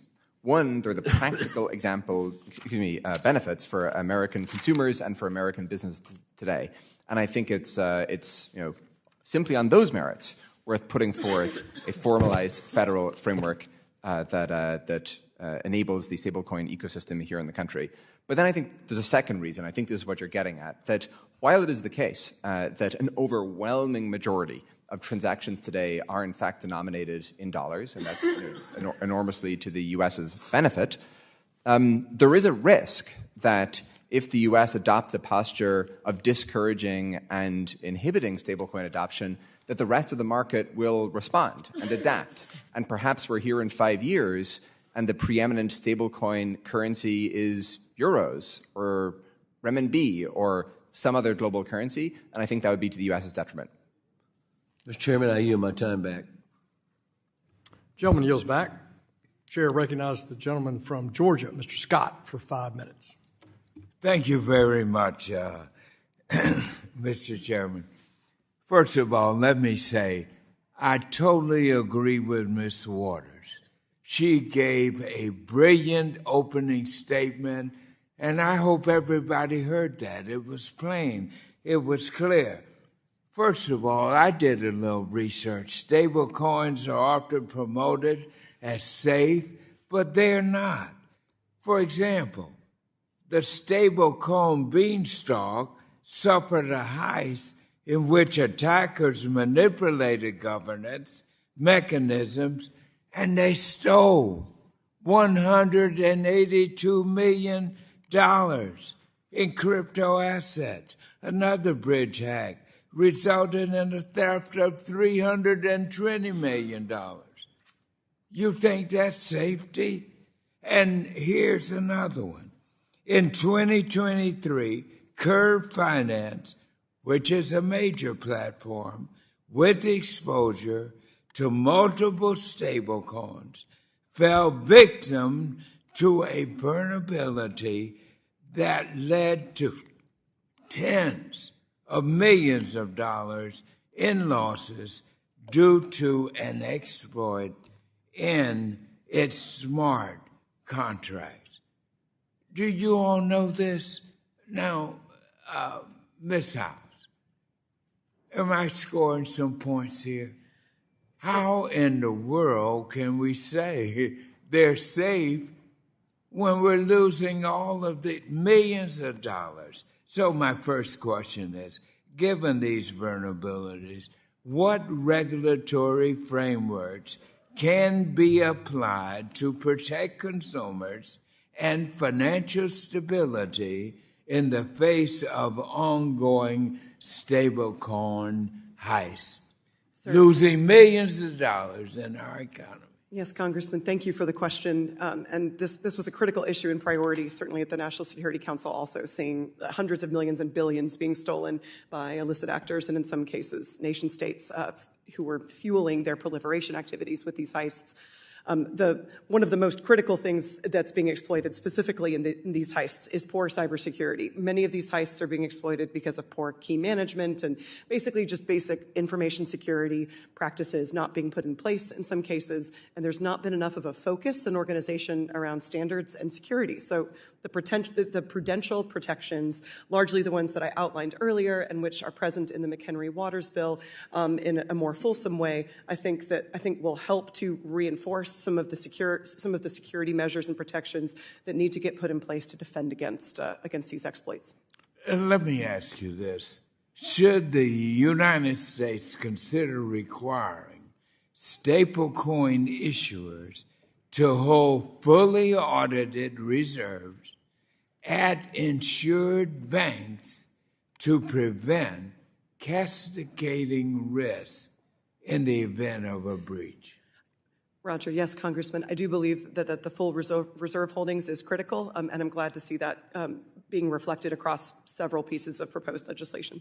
And how can federal agencies ensure that stablecoin issuers adopt industry's best practices in cybersecurity and risk mitigation?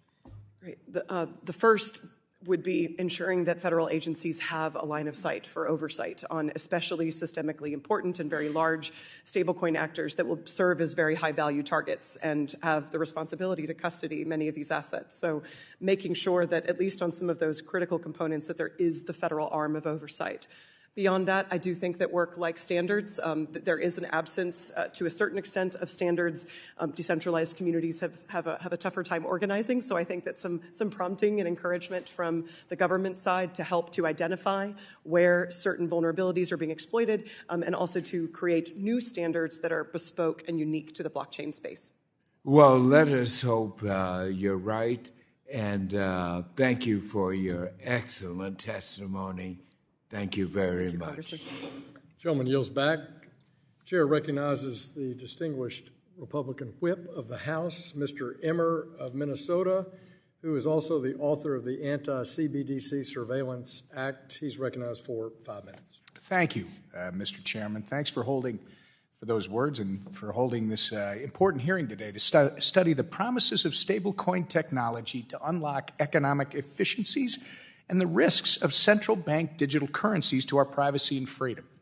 I appreciate the committee's efforts to incorporate my feedback into the stablecoin bill over the past several Congresses, and I'm grateful to this committee for noticing my bill, the Anti-CBDC Surveillance State Act, in this hearing today. The bill's simple. It halts the efforts of unelected bureaucrats from ever issuing a central bank digital currency that could upend the American way of life. This bill has the support of over 100 members of Congress and groups ranging from the Independent Community Bankers Association and the American Bankers Association to Club for Growth, Heritage Action, and the Blockchain Association. CBDC technology is inherently un-American, and I'm grateful to President Trump for understanding this and signing an executive order banning CBDCs as one of his first actions as president. My bill would codify the executive order into law and prevent a future administration from creating such an obvious tool for financial surveillance against its own citizens. Chad, great to see you, Mr. Cascarilla. Proponents of the United States central bank digital currency often cite global competition in the race to extend the dollar's status as the world's reserve currency as promises of a CBDC. Do you think there's anything a potential United States CBDC could accomplish that a privately issued stable coin could not? Thank you for the question, Congressman Emmer. I don't think so.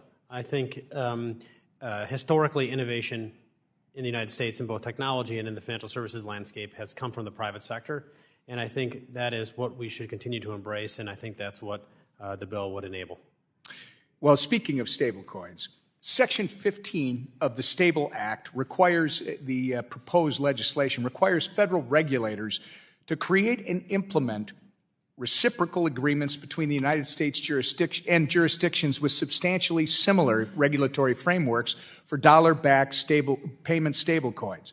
Can you explain the impact this section will have in extending the status of the dollar as the world's reserve currency? Thank you. Yes, I think the important point is that everybody wants a dollar. The U.S. is, of course, the home of the dollar. When we're exporting dollars, we're exporting American values. We want to make sure we have the same set of rules in the U.S. as we have around the world so that there isn't some arbitrage that's possible to issue from another jurisdiction. And by having that same set of rules that everyone has to meet in order to access the U.S. market, it will actually create a race to the top, not a race to the bottom. Thank you, Mr. Cascarilla. CBDCs introduce significant privacy risks and are fundamentally the antithesis of American values. On the other hand, this stablecoin bill can bring traditional finance on-chain at a global scale while preserving privacy, individual sovereignty, and free market competitiveness. This underscores why we must prioritize pro-stablecoin legislation alongside anti-CBDC legislation. I want to thank Chairman Hill again, and especially for working with me on the anti-CBDC Surveillance State Act, both in this Congress now and in the last Congress. And I'd like to applaud the efforts of Representative Warren Davidson, Representative Andy Ogles, and former representative and a good friend of the chair and myself, Representative Alex Mooney, for their contributions to this text and for helping make it a stronger legislative proposal. I yield back the rest of my time. Thank the gentleman. Gentleman yields back. Gentleman from Massachusetts, Mr. Lynch, the ranking member of the Digital Assets, Financial Technology, and Artificial Intelligence Subcommittee, is recognized for 5 minutes. Thank you, Mr. Chairman. Ms. House, currently just a couple of stable coins have about 90% of the market. Is that correct? Yes, sir. Yeah. Yes, Congressman. So this market is susceptible to concentration. It does, yes, Yeah. Congressman. So we're looking at Meta. Meta's got 3.9 billion subscribers across all its platforms, Instagram and WhatsApp, as well as Facebook. And Apple probably has 1 billion paid monthly subscribers. What would be the impact if both those firms came in and just established stable coins? What would happen to the competitiveness of the market here in stable coins? It's an interesting exercise. I think first off, it depends on if there's a regulatory framework that would help to enable competition and enable protection for some smaller players to come in. But without protections against it, I think that the potential for them to come in and leverage very, very large market shares with their devices and applications and others, it's possible that they could take over. Of course, without protections, there's still very major players, especially foreign operating ones that have currently been operating without much transparency or consumer protection also that they'll be coming up against. And if they are able to operate in a fashion, well, stablecoins operate a lot like deposits, so that would break down the separation between banking and commerce, would it not? Yes, absolutely. That's also a major risk. If you start to conflate those and you don't have the kinds of protections that we do in the banking system for good reason to divorce and separate banking and commerce, then that would present those major challenges as well. Mr. Jen, is that I don't want to pronounce your name wrong. Sorry, it's Guynn. Guynn, I'm sorry. First of all, thank you for your testimony to all the panelists. You mentioned a couple of times that stablecoins should be as safe and as secure as FDIC-insured deposits. But in the past several years, I sit up here and I see the collapses. So we've had at least 20 stablecoins just collapse. We've had every single major stablecoin in the world depeg from the dollar. So we've watched as the Federal Reserve, FDIC, had to go in and rescue Silicon Valley Bank. I mean, did that not happen?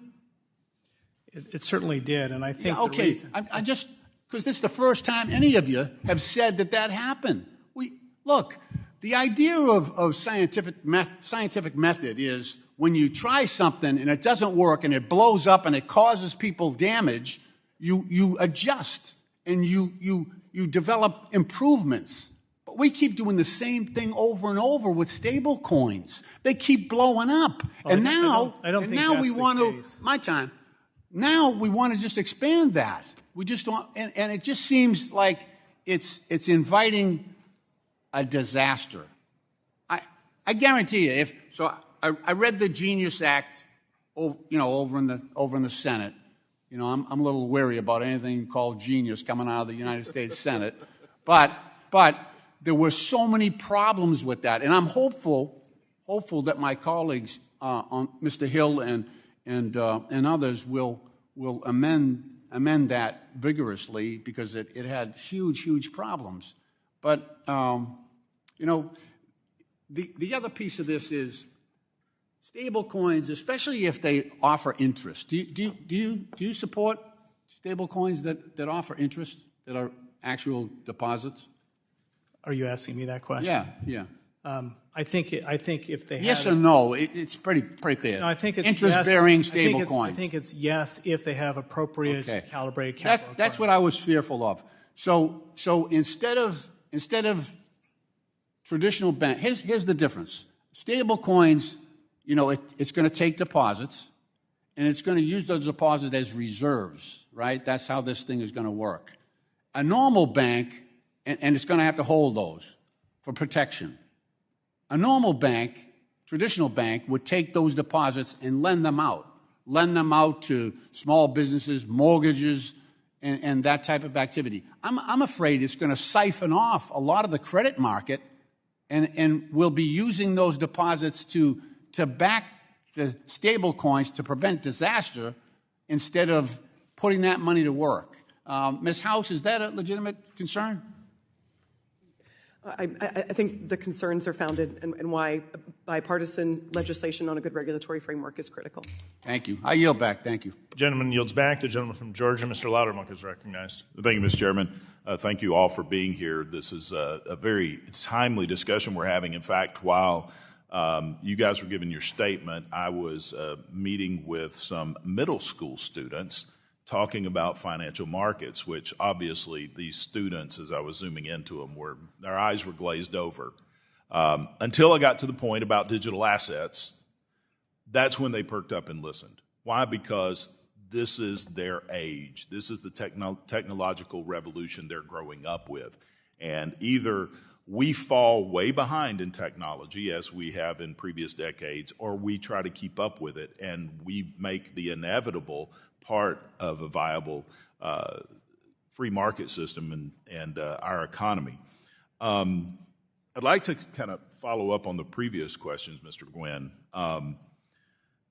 Both stablecoin depegging events and the 2008 Reserve Primary Fund crisis involve the loss of confidence in an asset that is supposed to maintain a stable value.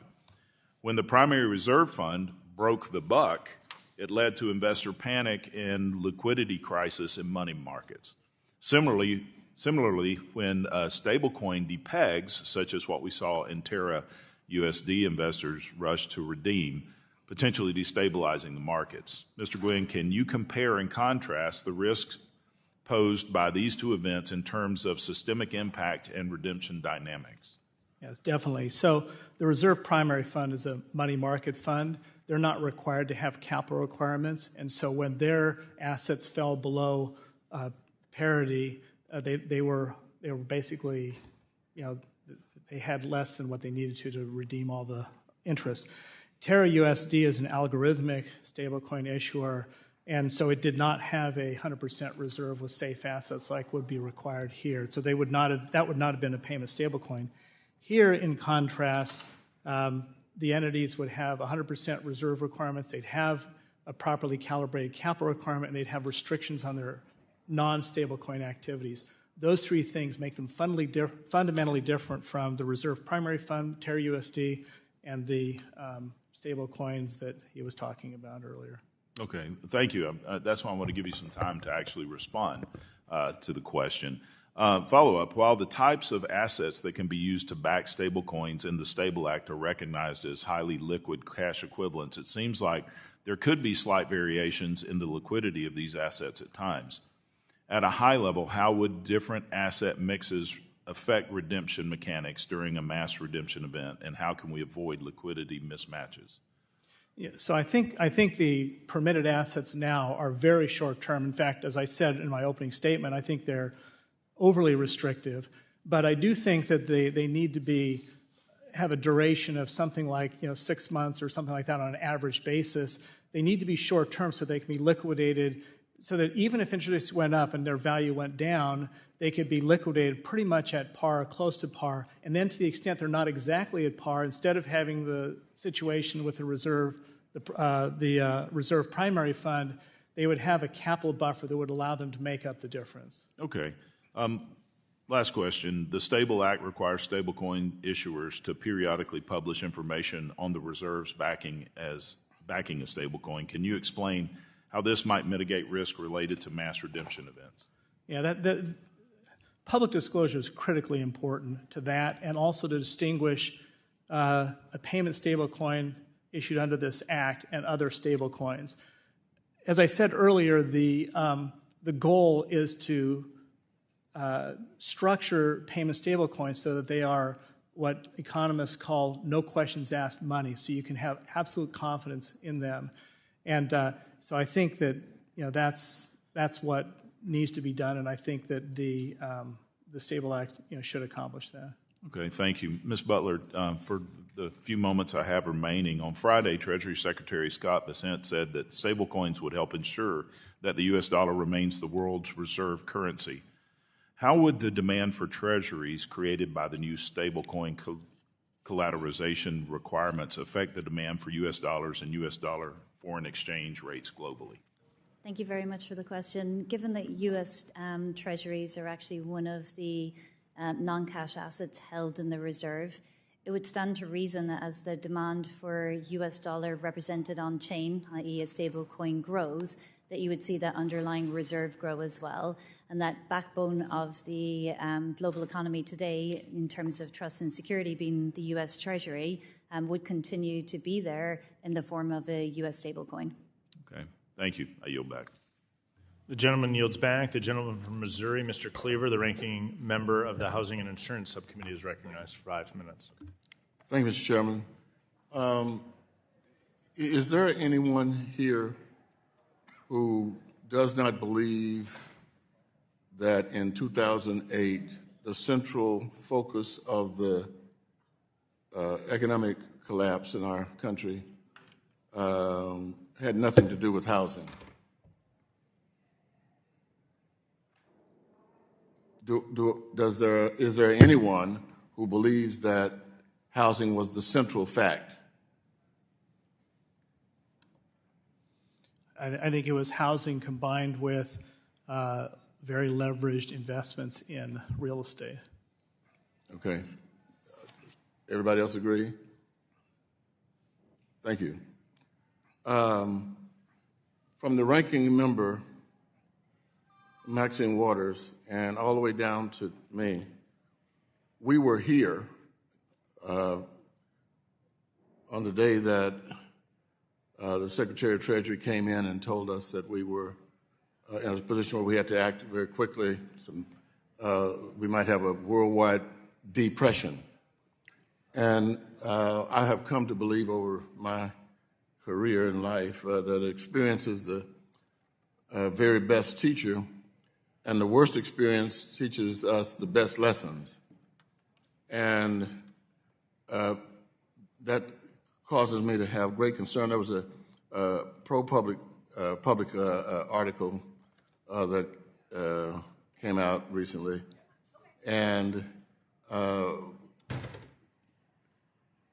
over at HUD, there were two officials who believed that HUD needs to start using cryptocurrency, and that was actually a meeting, and they went into great detail on how this would function. And it would be a trial run, but wouldn't this be just another unregulated security into the housing market? Anybody? I'll just briefly say that I think the dynamic you're highlighting is actually relates to one of the reasons to be enthusiastic about stablecoins. Because of, and I think Mr. Guynn makes the points very clearly and well, because of the extremely tight controls about how stablecoin deposits can be managed, I think some of the duration mismatch and other fractional reserve related risks in the financial system can be significantly mitigated. Okay, so HUD now wants to start doing their funding through cryptocurrency. I don't know anything about the HUD specific dynamics. Well, they are. I mean, that's kind of a fact, and so I'm concerned, just because of experience, that another unregulated security. And when you look at this sheet, you can't see it, I don't think. But this is Congressional Intergovernmental Relations staff. Right now, Ms. House, there's a move to shut down the CFPB, as I think everybody in the world knows. And their only job is protecting consumers. And if ProPublica didn't just make this up, and that HUD is planning on trying to respond to funding by giving them the funding through crypto, and we have all of these positions with HUD unfilled. Deputy Secretary, Assistant Secretary for Congressional Intergovernmental Relations, Congressional Relations Specialist, Congressional Relations Specialist 1048, Congressional Relations Specialist 10148. And we're talking about cryptocurrency. We don't have a staff. They're trying to shut down the whole operation of CFPB. I mean, don't you think somebody's having a nervous breakdown? I mean, I don't know. You don't have to tell me who's having the nervous breakdown, but yeah, I would just to reinforce some of the issues that you've been highlighting about this. The need for us to make sure that we have strong consumer protections, and especially in a space like with stablecoins and other digital services, we're getting more and more reliant and interconnected on these digital services with even more data and more access and reach. And ultimately what that demands is a stronger capacity to be able to protect consumers. So ultimately, I don't think that it's wise to make arbitrary decisions to shut down things that are protecting consumers. If they want to drive more like effectiveness and efficiencies, the gentleman's time has expired. Apologies.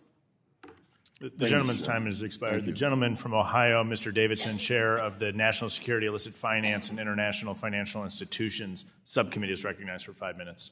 Thank the chairman. Thank our witnesses for your testimony and, frankly, your work in the marketplace. It's inspiring, and I'm glad we're finally here today to talk about important legislation protecting, frankly, the ability to transact in the United States. And let's just begin with first principles. In a state of nature, people can transact. The government isn't the giver of the right to transact. Does anyone believe that? Do we believe permission to conduct a transaction is given to us by the government? Okay, no takers. So it's a private sector right. It's a natural right. And in our country, that's kind of the way our country was founded, that we recognized our rights come from a creator, that among them are life, liberty, and the pursuit of happiness, and the Constitution protects them. And we're in a period where a lot of the debate about the regulation is, how much control should the government have over the transactions? And the market has moved on. Stablecoins are a thing. They're not as big as we think they should be because they're less than 10% of all the market capitalization of all digital assets right now, but they hold a lot of promise. And for that reason, we're trying to get regulatory clarity beyond the state of New York and here across the nation, and frankly, with international agreements. Mr. Cascarilla, I appreciate your recognition of how important it is to add the ability to recognize jurisdictions that do get it right. But when we think first, let me just start about cash, because cash has been around for a long time, and you physically possess it in a permissionless way. You don't need permission from a government or even your bank to get it. Now, it's almost illegal to get your own cash, but not entirely, right? And financial institutions have an interest in preserving the deposits. They want all the stuff deposited. But at the end of the day, so do the consumers. They want the deposit. Some portion they protect. And I think that's why self-custody is important. And Ms. Butler, you've done a lot of work in custody of all sorts. How important is it for a permissionless transaction to be able to happen that we protect self-custody? Thank you very much, Congressman, for your question. I think self-custody is a very interesting topic, and I think there's two things that need to be considered. The asset underlying, it's the custody, and the protections of asset safety. So if you can apply the asset safety protections in terms of segregation, in terms of AML and BSA, so you can protect the assets, then it's a customer choice, right? And I think customer choice is always going to be important when there's a variety of different options in the market. Yeah, thank you. Mr. Collison, you guys are facilitating a large number of transactions, and certainly consumers and vendors want to use your platform to do transactions. But some portion of that in the digital world, if you read the Bitcoin white paper, you don't have to go very far. The goal was to facilitate permissionless transactions, not entirely permissioned. How do you see self-custody fitting in that framework? Appreciate your highlighting this. I think the self-custodial aspects of cryptocurrencies are, I think they're an important liberty, but also something that creates real challenges with respect to illicit activity and fraud and AML and so forth. With respect to stablecoins in particular, something that I think is helpful and I think has been highlighted here is that because of the on-ramp, off-ramp dynamic, you have these natural points where some degree of system integrity can be ensured and BSA and other requirements can be applied. But I think, to your point, there is a separate question as to how this should work with more traditional cryptocurrencies. Yeah, thank you for that. And frankly, you have KYC responsibilities for your customers. And once they off-ramp it, just like cash, you might have some obligation to report that they did, but then you're not responsible for the entire network of money because, whatever U.S. dollar coin's used for by anyone, well, you're only responsible for your customers, and we want to safeguard that. The nice thing to the point about what is it backed, we're here talking about stable coins, and stable coins are backed. Frankly, they're more secure than bank deposits. There's no fractional reserve lending against the deposits. It's 1-to-1 in a case of $1, and you don't have any liquidity or time period horizon, 6 months T-bills versus repo markets, reverse repo markets, with commodity-backed stablecoins like gold. It's a redemption of 1 ounce of gold claim. And so it's a very secure, you're essentially, by self-custody, signing ownership. Last thing, I definitely want to associate myself with Mr. Emmer's remarks on central bank digital currency. We don't want them to design it, develop it, implement it, or impose it. It is the polar opposite of the system. It is a system for surveillance, coercion, and control. We certainly don't want that form of money anywhere. And I yield. Gentleman yields back. Ms. Beatty, the ranking member of the National Security Illicit Finance and International Institutions Subcommittee from Ohio, is recognized for 5 minutes. Thank you, Mr. Chairman and ranking member. First, to all the witnesses, thank you for being here today. Ms. House, like you, I care about economic and technological security. I take very seriously the national security concerns posed by emerging technology and the unknowns that exist within the digital asset ecosystem. The existence of the digital market is not going to change, and the public appetite for it is not waning anytime soon, it appears. Like you, I agree that we need to establish mechanisms for victim resources and ways to track illicit funds and patch security vulnerabilities in smart contracts. It's clear that the current administration is going all in on crypto. The president and the first lady made over $1 billion on a Trump and Melania coin, defrauding his supporters on their hard-earned money and allowing him to make more money than he's ever in his past failed businesses. Eric Trump has also used his social media pages to promote coins, and he's invested in under the guise of good investment. To me, this is a direct example of fraud, market manipulation, and conflict of interest. Now, Ms. House, you noted in your testimony that pump and dump schemes endanger market integrity. So my question, how can we ensure the stablecoins uphold their integrity through regulation when the surrounding ecosystem is the wild, wild west? Great. Thank you, Congresswoman, for the question. And ultimately, it's really the purpose of this hearing, putting in place as timely as possible the prudential framework that we need that we need quickly for stablecoins to make sure that we have the necessary protections for consumers to ensure the integrity of the asset. That means things like bankruptcy and resolution capabilities. It does mean things like one-to-one reserves, and also prevention of and the prohibition on rehypothecation of assets. So many of the protections that are outlined, some of them in the Stable Act and more holistically in the Waters-McHenry bill. Okay, well, while I have you, as the chairman mentioned in introducing me, I serve as the ranking member on the subcommittee of National Security, Illicit Funds, and International Financial Institutions. And as we know, cryptocurrency is the favored payment method for bad actors and criminals engaging in cybercrime, money laundering, sanctions, evasions, bribery, embezzlement, and I could go on and on with that. The stablecoin legislation that was negotiated between our ranking member and former Chairman McHenry included critical protections for anti-money laundering and counter financial terrorisms that we stripped in this Republican-led bills that we're considering today.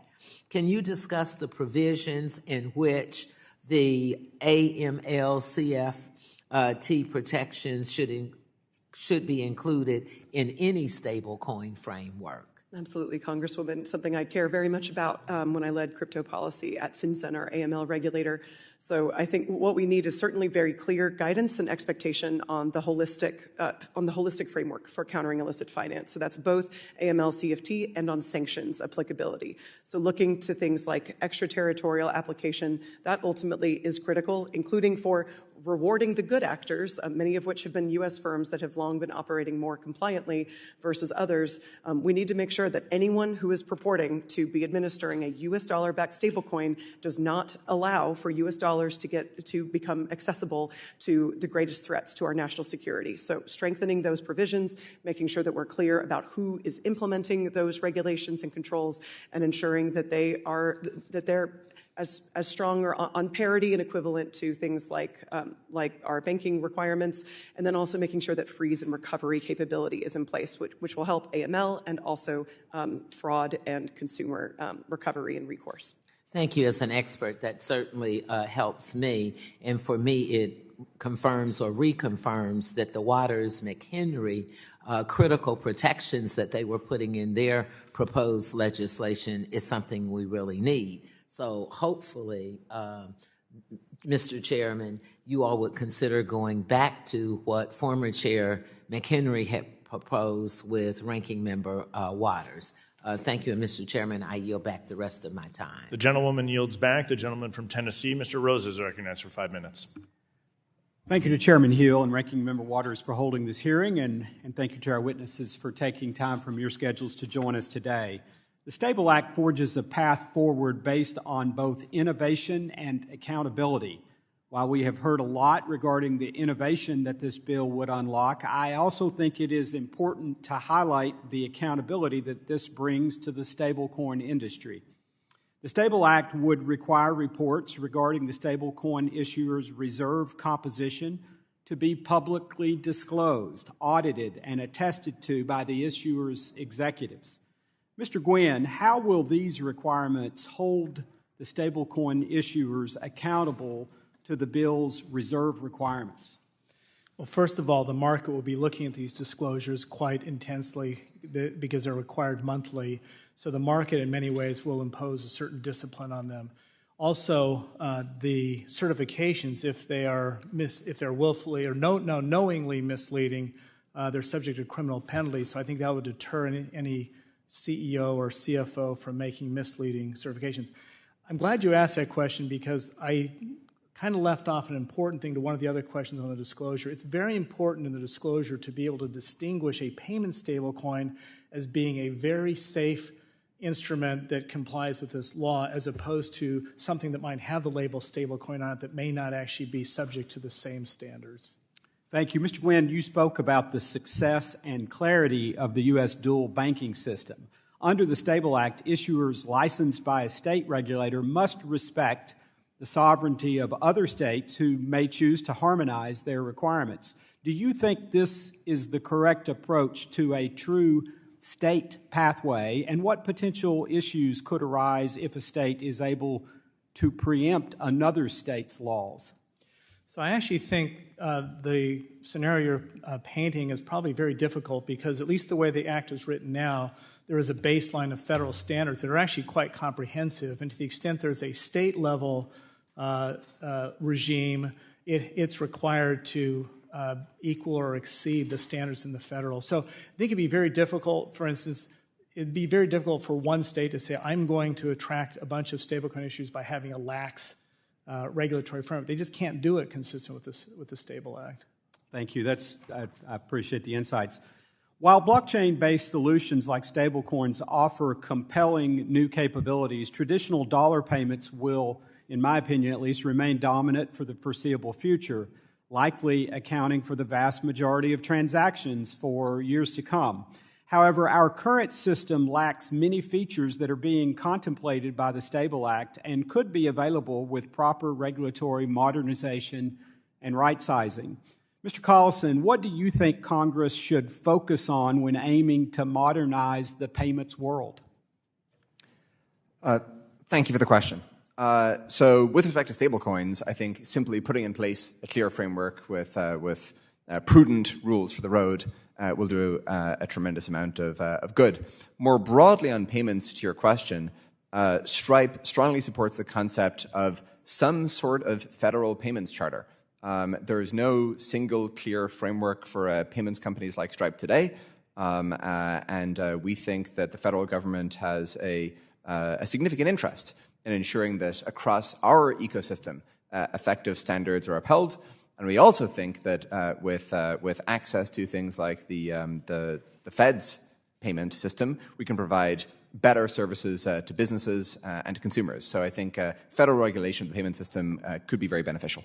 And so when you say a federal payments charter, you mean chartering institutions for that purpose? Correct. Payments today are primarily, not solely, but primarily regulated at the state level, and that has a lot of benefits. We don't think that should go away. We think in addition to that, there should also be a federal framework.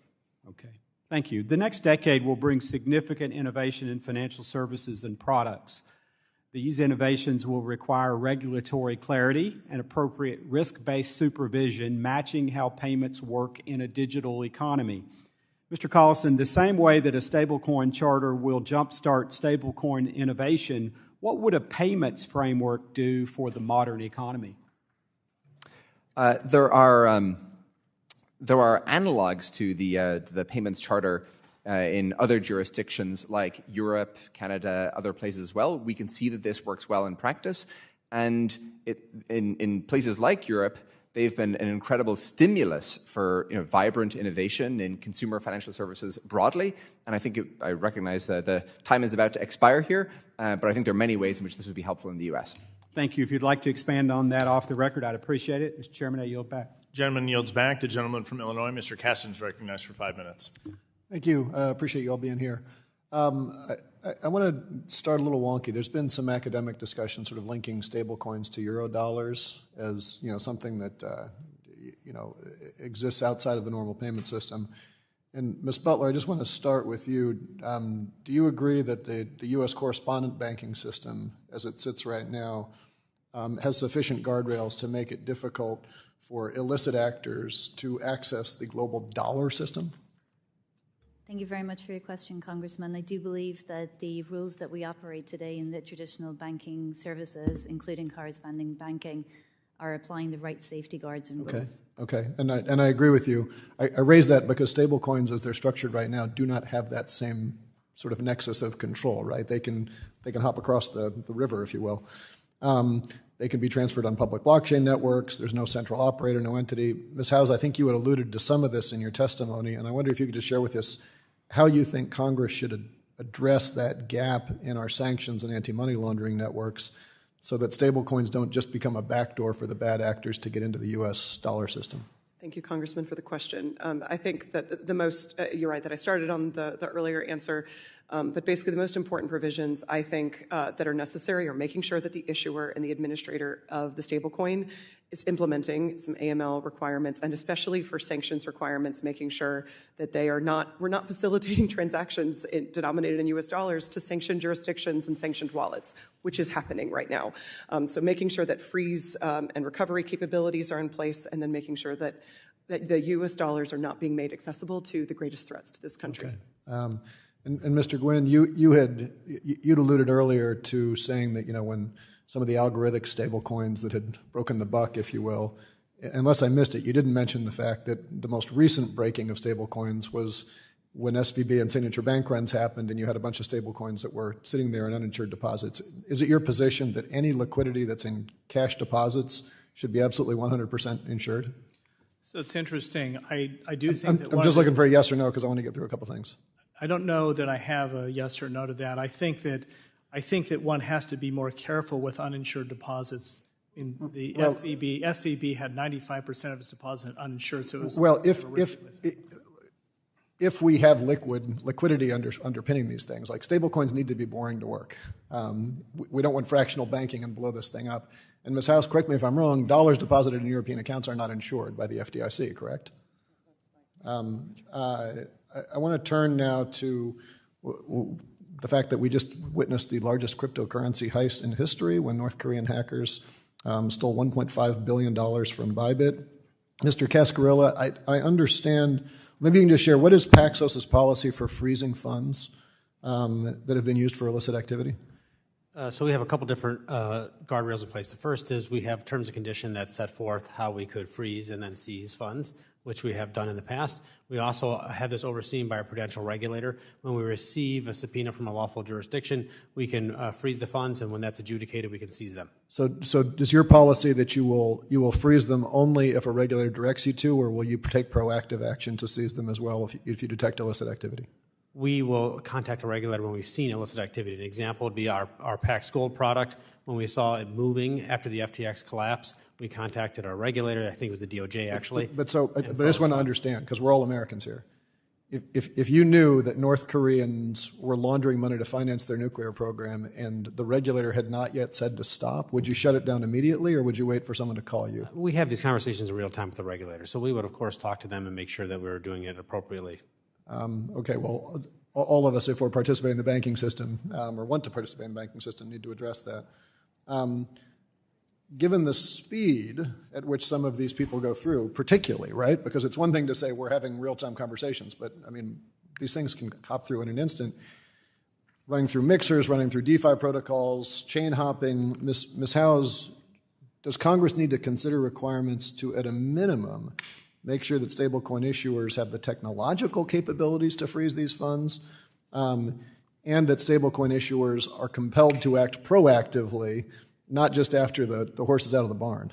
Absolutely, yes, sir. And to a certain extent, I think that they already are obligated to do that. Sanctions carry strict liability, and AML programs require a reasonable program to detect and prevent money laundering through their systems. But those things need to be enforced, need to be clearly articulated and implemented. Okay, I'm about out of time, but I just want to say to the whole committee, stablecoins, A, have to be stable, B, have to be structured not in ways that would destabilize the global financial system, and C, should not provide a backdoor to money laundering. And I hope that any legislation stays true to those three principles. Yield back.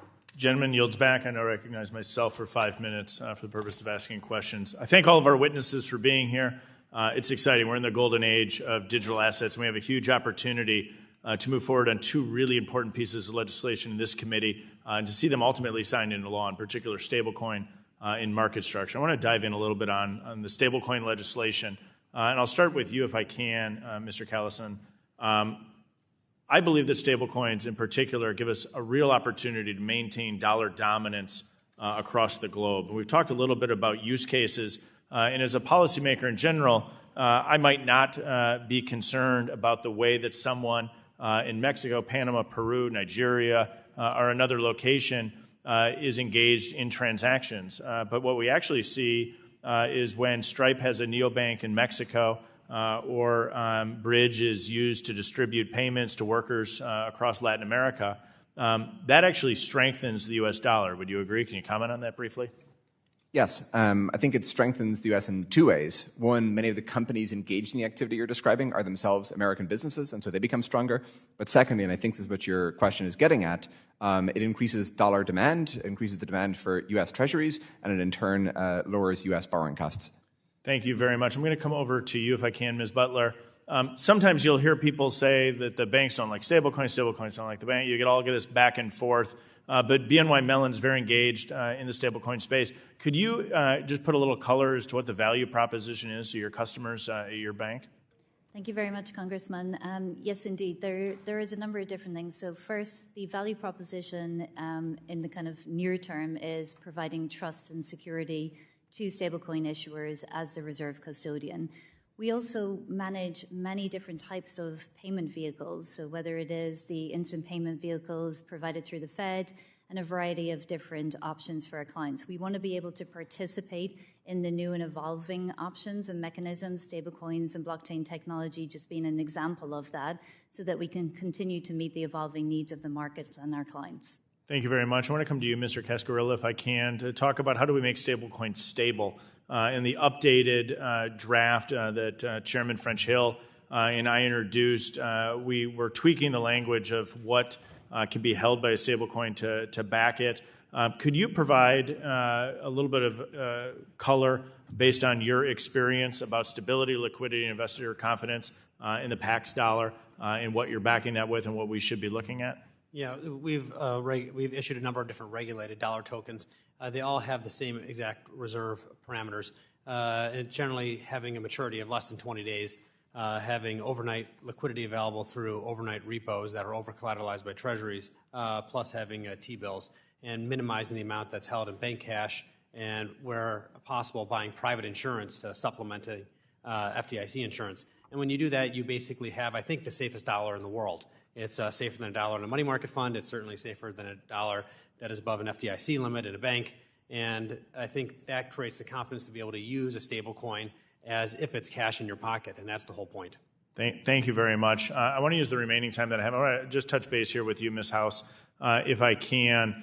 You were commenting earlier about the importance of BSA, AML. Could not agree more with the importance of it. I think the question then is what policies we put in place to get this right. And I think in part, my big concern here is that we let perfection be the enemy of the good. What I mean by that is across the globe, people can engage in illicit behavior regardless of what technology is being used. And so if we think about when the Obama administration in 2016 sent literal pallets of cash to Iran, the first shipment, I think, had $400 million in pallets of actual cash, went to the Iranian regime. An amazing and disastrous policy decision, in my personal opinion, but remove the commentary, let's just analyze the cash.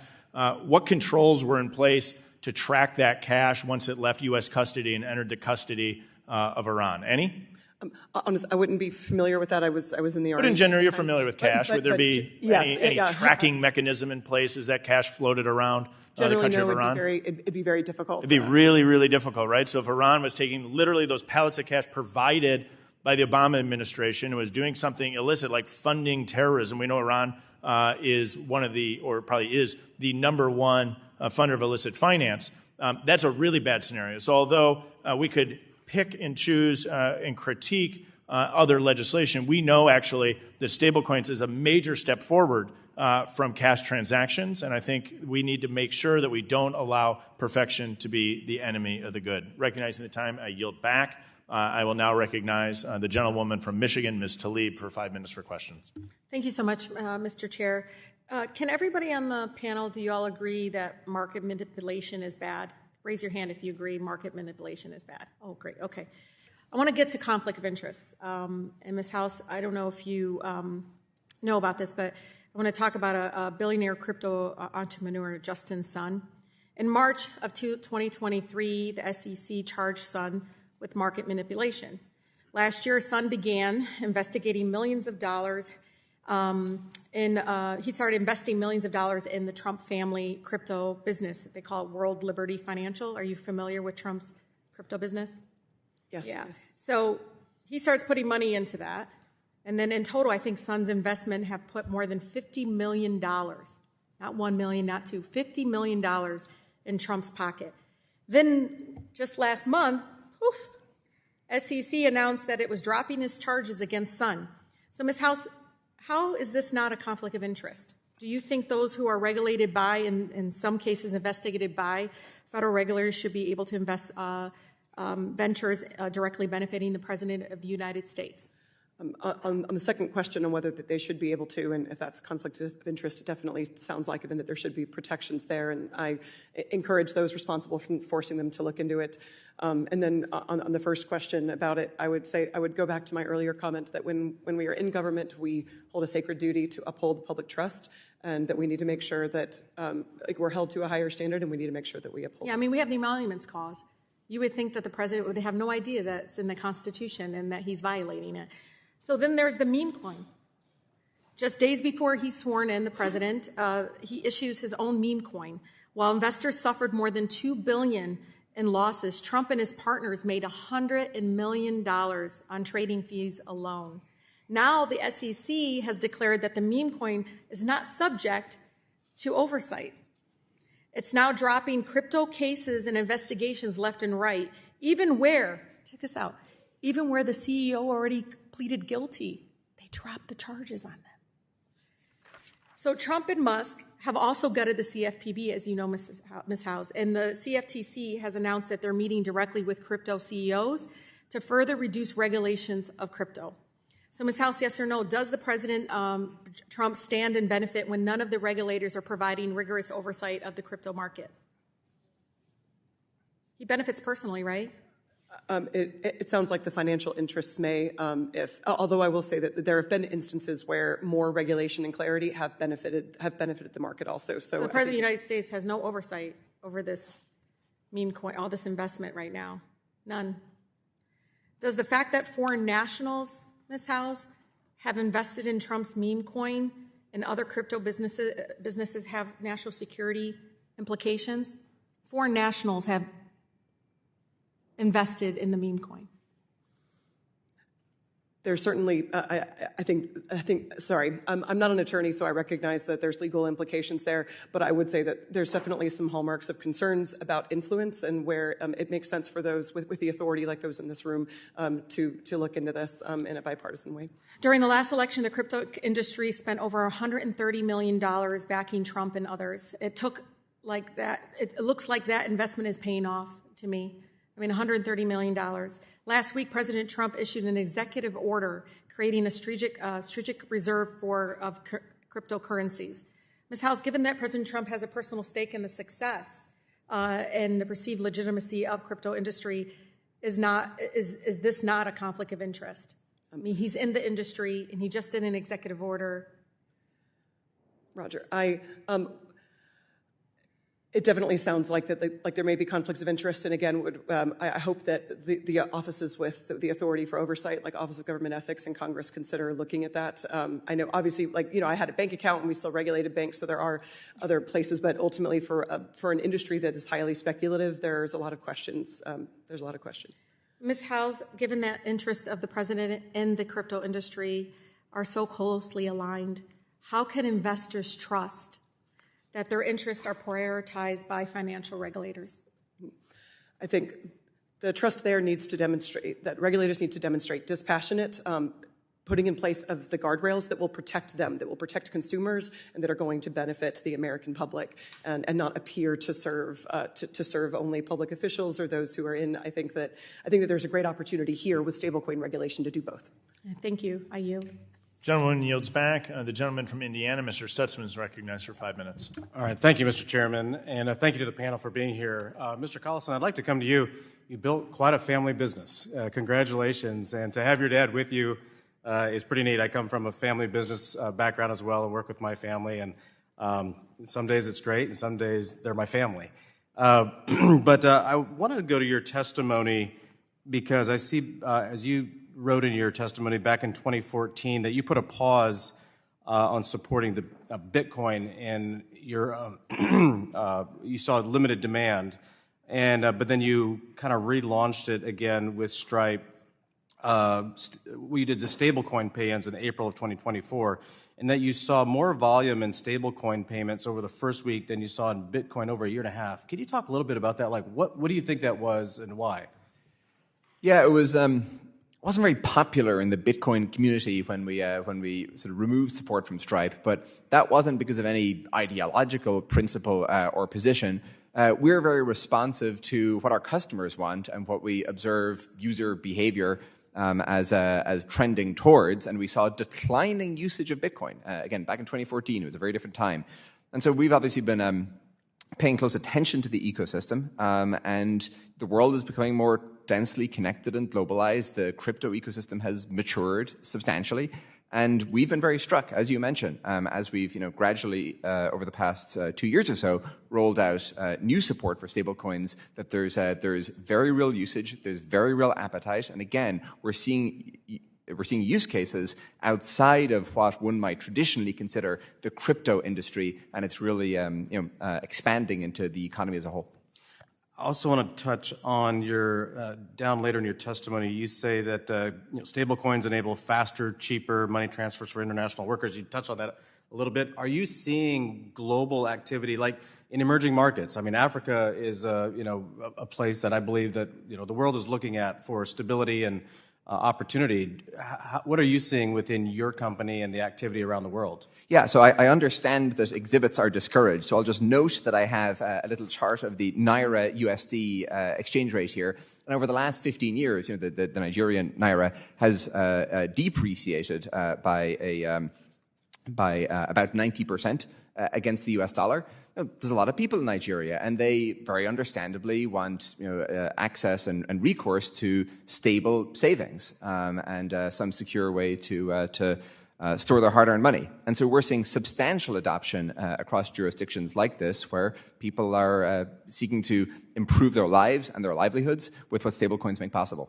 Yeah, and a little bit further, you talk about fighting crime and online fraud, which obviously we're all very, very concerned about that. And you mentioned that we see other countries, especially in Europe, already putting their legal framework into motion to regulate stablecoins. Can you touch on what are they doing that we're not? Well, I think the most important thing is simply having a clear, established, formalized framework, and that's by far the most significant consideration. And then I think the second aspect, and in particular to the fraud and illicit activity considerations you bring up, is recognizing that this is a new transport layer for money, but ultimately it's still the same money. And so we should bring and apply the same AML, CFT, BSA considerations and apply them co-equally here, but it's still money. Yeah, very good. Mr. Guynn, I'd like to come to you.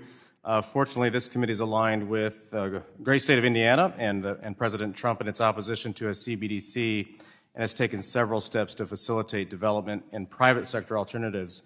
In your view, would a private sector-driven model for payment stablecoins foster more innovation and efficiency than a government-issued CBDC? So I think the private sector has always been the innovator in money for centuries, if not longer. And so I think that fostering private innovation with stablecoins is very important and critical. Would you have any concern of monopoly at all? I don't see any now. I think it is best for Americans for there to be a lot of competition among stablecoin issuers. So I think having a clear framework and clear pathways to entry is the best policy in order to foster competition. All right. Thank you. Mr. Chairman, I'll yield back. Thank you. The gentleman from New York, Mr. Torres, is now recognized for 5 minutes. Thank you, Mr. Chair. No technology should be judged solely by its abuses or worst possible uses. Every technology has constructive uses and destructive uses, and crypto is no exception. Take as an example the automobile, which has a death toll of more than 40,000 Americans every year. The proper legislative response to the automobile is not to ban it, it's not to sabotage it, it's to regulate it, it's to make it safer.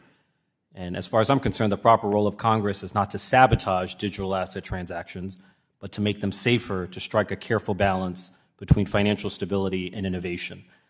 There is a narrative that crypto and blockchain have no use cases beyond criminality, no benefit. that these technologies are nothing more than a fraud and a grift and a scam. Right? That's the caricature of crypto that often pervades mainstream media coverage. And so I have a few questions about the use cases of crypto. I'll start with Stripe. Does blockchain, and these are yes or no questions, does blockchain have the power to enable better, cheaper, and faster payments and remittances? Yes. Would you consider that a beneficial use case? Yes. For Paxos, there are billions of people in the global south who lack access to a stable currency, whose countries are plagued by hyperinflation. Does blockchain have the power to afford those impoverished people access to a stable currency and protection from runaway inflation? Yes. Would you consider that a beneficial use case? Yes. For Stripe, does blockchain have the power to exponentially expand the market for U.S. treasuries and lower the cost of U.S. debt? That's certainly what it looks like today. Would you consider that a beneficial use case? Very much so. Bank of New York, does blockchain have the power to tokenize real-world assets and facilitate custodial banking? Yes, it does. Would you consider that a beneficial use case? Absolutely. Now, Bank of New York is the bank of Alexander Hamilton. It's the oldest bank in the United States, the ultimate expression of the traditional financial system. I imagine you're obsessed with regulatory compliance. As the oldest bank in the world with more than $50 trillion in assets under custody and administration, would the Bank of New York waste its valuable time and resources and reputation on a technology that had no use cases beyond criminality? Does that sound remotely plausible? No, we would not. Now, tokenization is becoming the future of the global financial system. And as more and more assets become tokenized and more financial transactions become blockchain-based, does the lack of regulatory clarity around blockchain put the U.S. at risk of losing its financial competitiveness? Bank of New York. Yes, it does. And if the United States had gotten internet regulation wrong, do you think the United States would have gone on to dominate the internet-based financial system that eventually emerged, Stripe? Very hard to say, of course, but quite plausibly not. So it would stand to reason if the United States gets blockchain regulation wrong, do you think the U.S. will go on to dominate a blockchain-based financial system that might ultimately emerge? No, I don't think it will, and we've already seen some evidence that if the U.S. doesn't move here, the nexus of activity will move elsewhere. So as far as I'm concerned, in order for the United States to remain the superpower of the world, we must embrace emerging technologies. We must harness the power of emerging technologies to make America more productive at home and more competitive abroad. And any policy that has a chilling effect on experimentation with new technology could erode American competitiveness. I had a special hatred for SAB 121 because it essentially had the effect of prohibiting an institution like Bank of New York from even experimenting with blockchain technology. And I feel we in Congress should have the intellectual humility to recognize that digital assets will develop use cases that none of us can foresee. And since there are limits to what we can know about the future, it's incumbent upon us as policymakers to foster a flexible and nimble regulatory environment that allows for the development of a new technology and allows for experimentation with an emerging technology. Telling an institution like Bank of New York that you cannot even experiment with blockchain technology is the worst thing we can do for American competitiveness. What are your thoughts? I appreciate the point, and I think it's important that we continue to innovate within the safety and soundness of the financial system. We need to do both, right? We need to innovate and we need to protect the system. And absolutely, we should have the clarity of rules to enable us to do that. And we should welcome competition, right? That competition drives our economy and enables the right types of outcomes for all consumers in the marketplace. I see my time has expired. Thank you. I now recognize myself for 5 minutes. First, I want to thank the witnesses for being with us today. I also want to align myself with the comments from my friend from New York, Mr. Torres. It is fantastic that this has become such a bipartisan issue. With multiple executive orders and last weekend's discussions at the White House Crypto Summit, it is clear that President Trump is making regulatory clarity in the digital asset space a top priority. Now, Congress must follow through by passing legislation that cements this framework into law, ensuring that years from now, neither rogue senators nor power-hungry SEC commissioners can stifle American innovation. As President Trump and many on this panel have emphasized, maintaining U.S. leadership in digital assets, from stablecoins to tokenization to the future of blockchain, it's critical to our economic success and our future. A strong legislative framework will give entrepreneurs, investors, and businesses the certainty they need to innovate without fear of regulatory overreach or shifting political agendas. Without clear laws, the digital asset industry remains vulnerable to arbitrary enforcement actions that stifle growth and push talent overseas. Now is the time to act before regulatory uncertainty drives the next wave of groundbreaking technology to other countries. Mr. Cascarilla, how would clear and favorable stablecoin legislation affect the U.S. position in the global digital asset market, particularly in competition with regions like the EU and Asia? I think the most important thing to remember is everybody wants a U.S. dollar all around the world. And the dollar is a product, in a sense. And in order for the product to continue to be usable in an internet-based economy, you have to make it work on internet-based rails, which is why blockchain is so important. And if the U.S. doesn't do that, then other countries will, other currencies will. And if you have the right frameworks to create trust and more ubiquity of adoption, then inevitably they could gain the reserve status that the U.S. has now. And that's, I think, something the U.S. should want to avoid. I couldn't agree with you more. One follow-up for you. What are the most promising real-world applications where stablecoins are already being used in favor of traditional banking functions?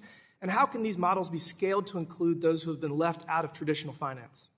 Well, right now, all you need to have is a wallet on your smartphone in order to be able to hold a blockchain-based dollar or a stablecoin. And that means that people all over the world who don't have access to the traditional financial system, who don't have access to a bank account, which, by the way, is billions of people, can now have access to the U.S. dollar. And they want the dollar because most of those people who are unbanked or underbanked are potentially and very significantly in countries that have depreciating currencies, as Patrick was pointing out. I'm going to follow up on that. So I kind of see this future where autocracies that use controlling their banking system as a means of controlling their population as being challenged by this future and the future of digital assets. Do you agree that that's something that authoritarian governments are going to have as a challenge in the future once this becomes more commonplace? Absolutely, and that's why I think it's so important to recognize that you're not just exporting dollars, we're exporting American values.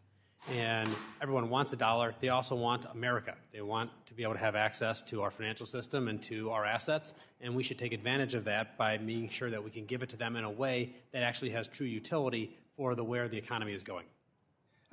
In addition to digital assets challenging authoritarian governments, I do believe that Starlink has potential to disrupt authoritarian governments' control of information. So I think that the future that these technologies can provide us has the potential to really reshape global politics for the better. Mr. Collison, how do we ensure that payment companies like yours are able to serve all types of businesses, no matter the uncertainty in Washington? I think that so long as there are clear regulatory frameworks in place and that those frameworks are stable, I think that the financial ecosystem as a whole is going to focus its efforts on serving American consumers and businesses. Thank you for that. In my view, this committee's most important role in the DeFi space is to create stability and consistency in the market for stablecoins and tokenized real-world assets. For years, the digital asset sector has suffered from the constant swings of the political pendulum. This uncertainty only harms American innovators and weakens the U.S. economy and marketplace. As Congress, we must use stablecoins to set clear precedent. Regulatory clarity is coming for the digital assets industry. President Trump has made this a priority, and we must follow through to ensure that blockchain innovation has a strong foundation here in the United States.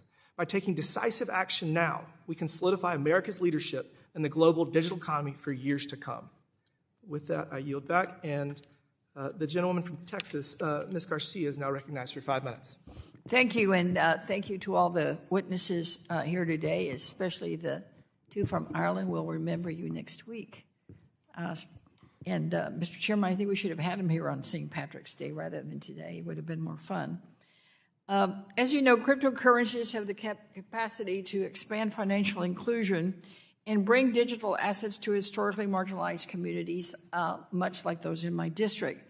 Despite this, for the average American consumer, all this is seen as very overwhelming, and some of them quite don't understand what the crypto stuff is all about. It feels like there's, especially when there's a new stable coin or cryptocurrency created, it seems like almost every day.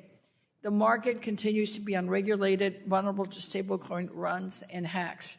Aside from the structural and operational risk, most stablecoins do not offer enough consumer protection. I think, Mr. Collison, you mentioned that the need for transparency and consumer protection, so has Ms. House.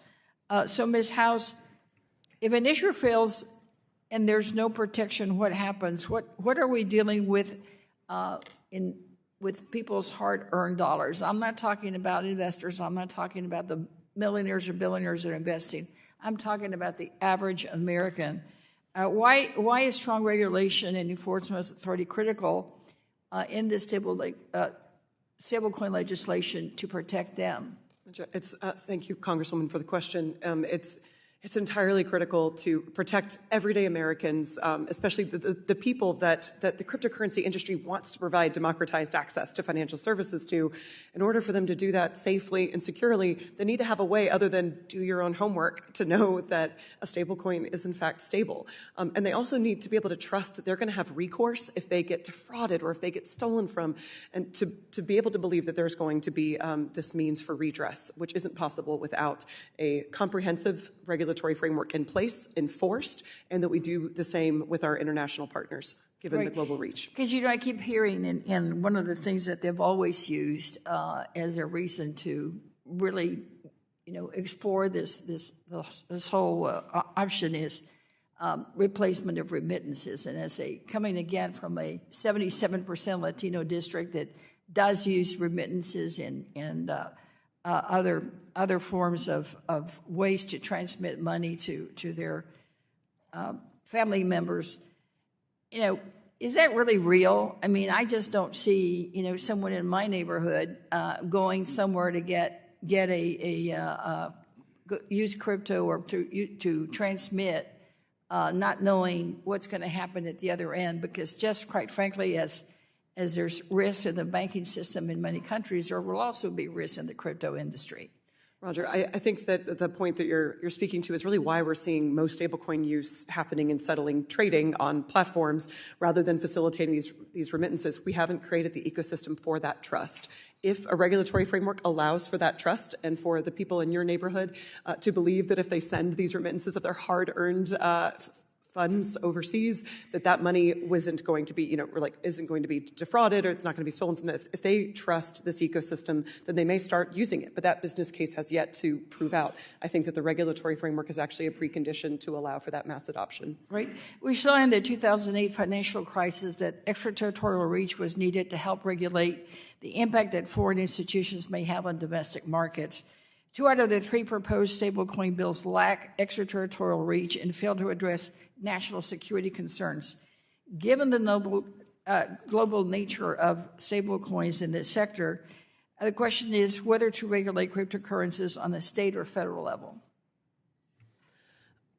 In my view, the federal level has to be involved. I support the state level happening and there being kind of a partnership, again, reflective of the McHenry-Waters bill that made room for there being partnership and the role for federal agencies in creating the standards. But given the global reach and given allowing for global instant access payments and specifically purporting that these assets are a dollar substitute or representing a dollar, it makes sense that federal regulators would want to have oversight into these assets, especially when they reach potentially systemic risk levels.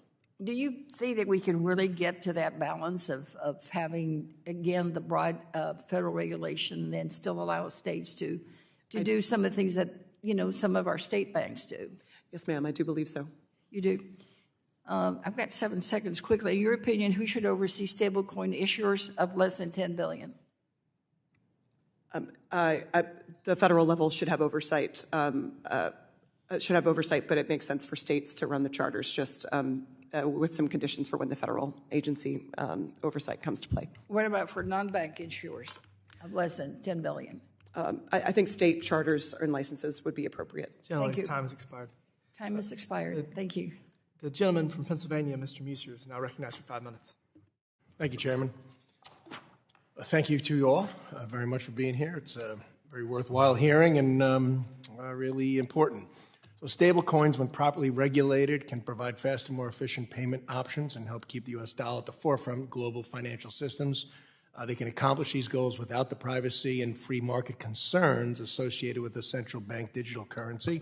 Whip Emmer as we know, has introduced the Anti-CBDC Surveillance State Act that protects Americans' privacy by preventing the direct issuance of a CBDC, which I did co-sponsor.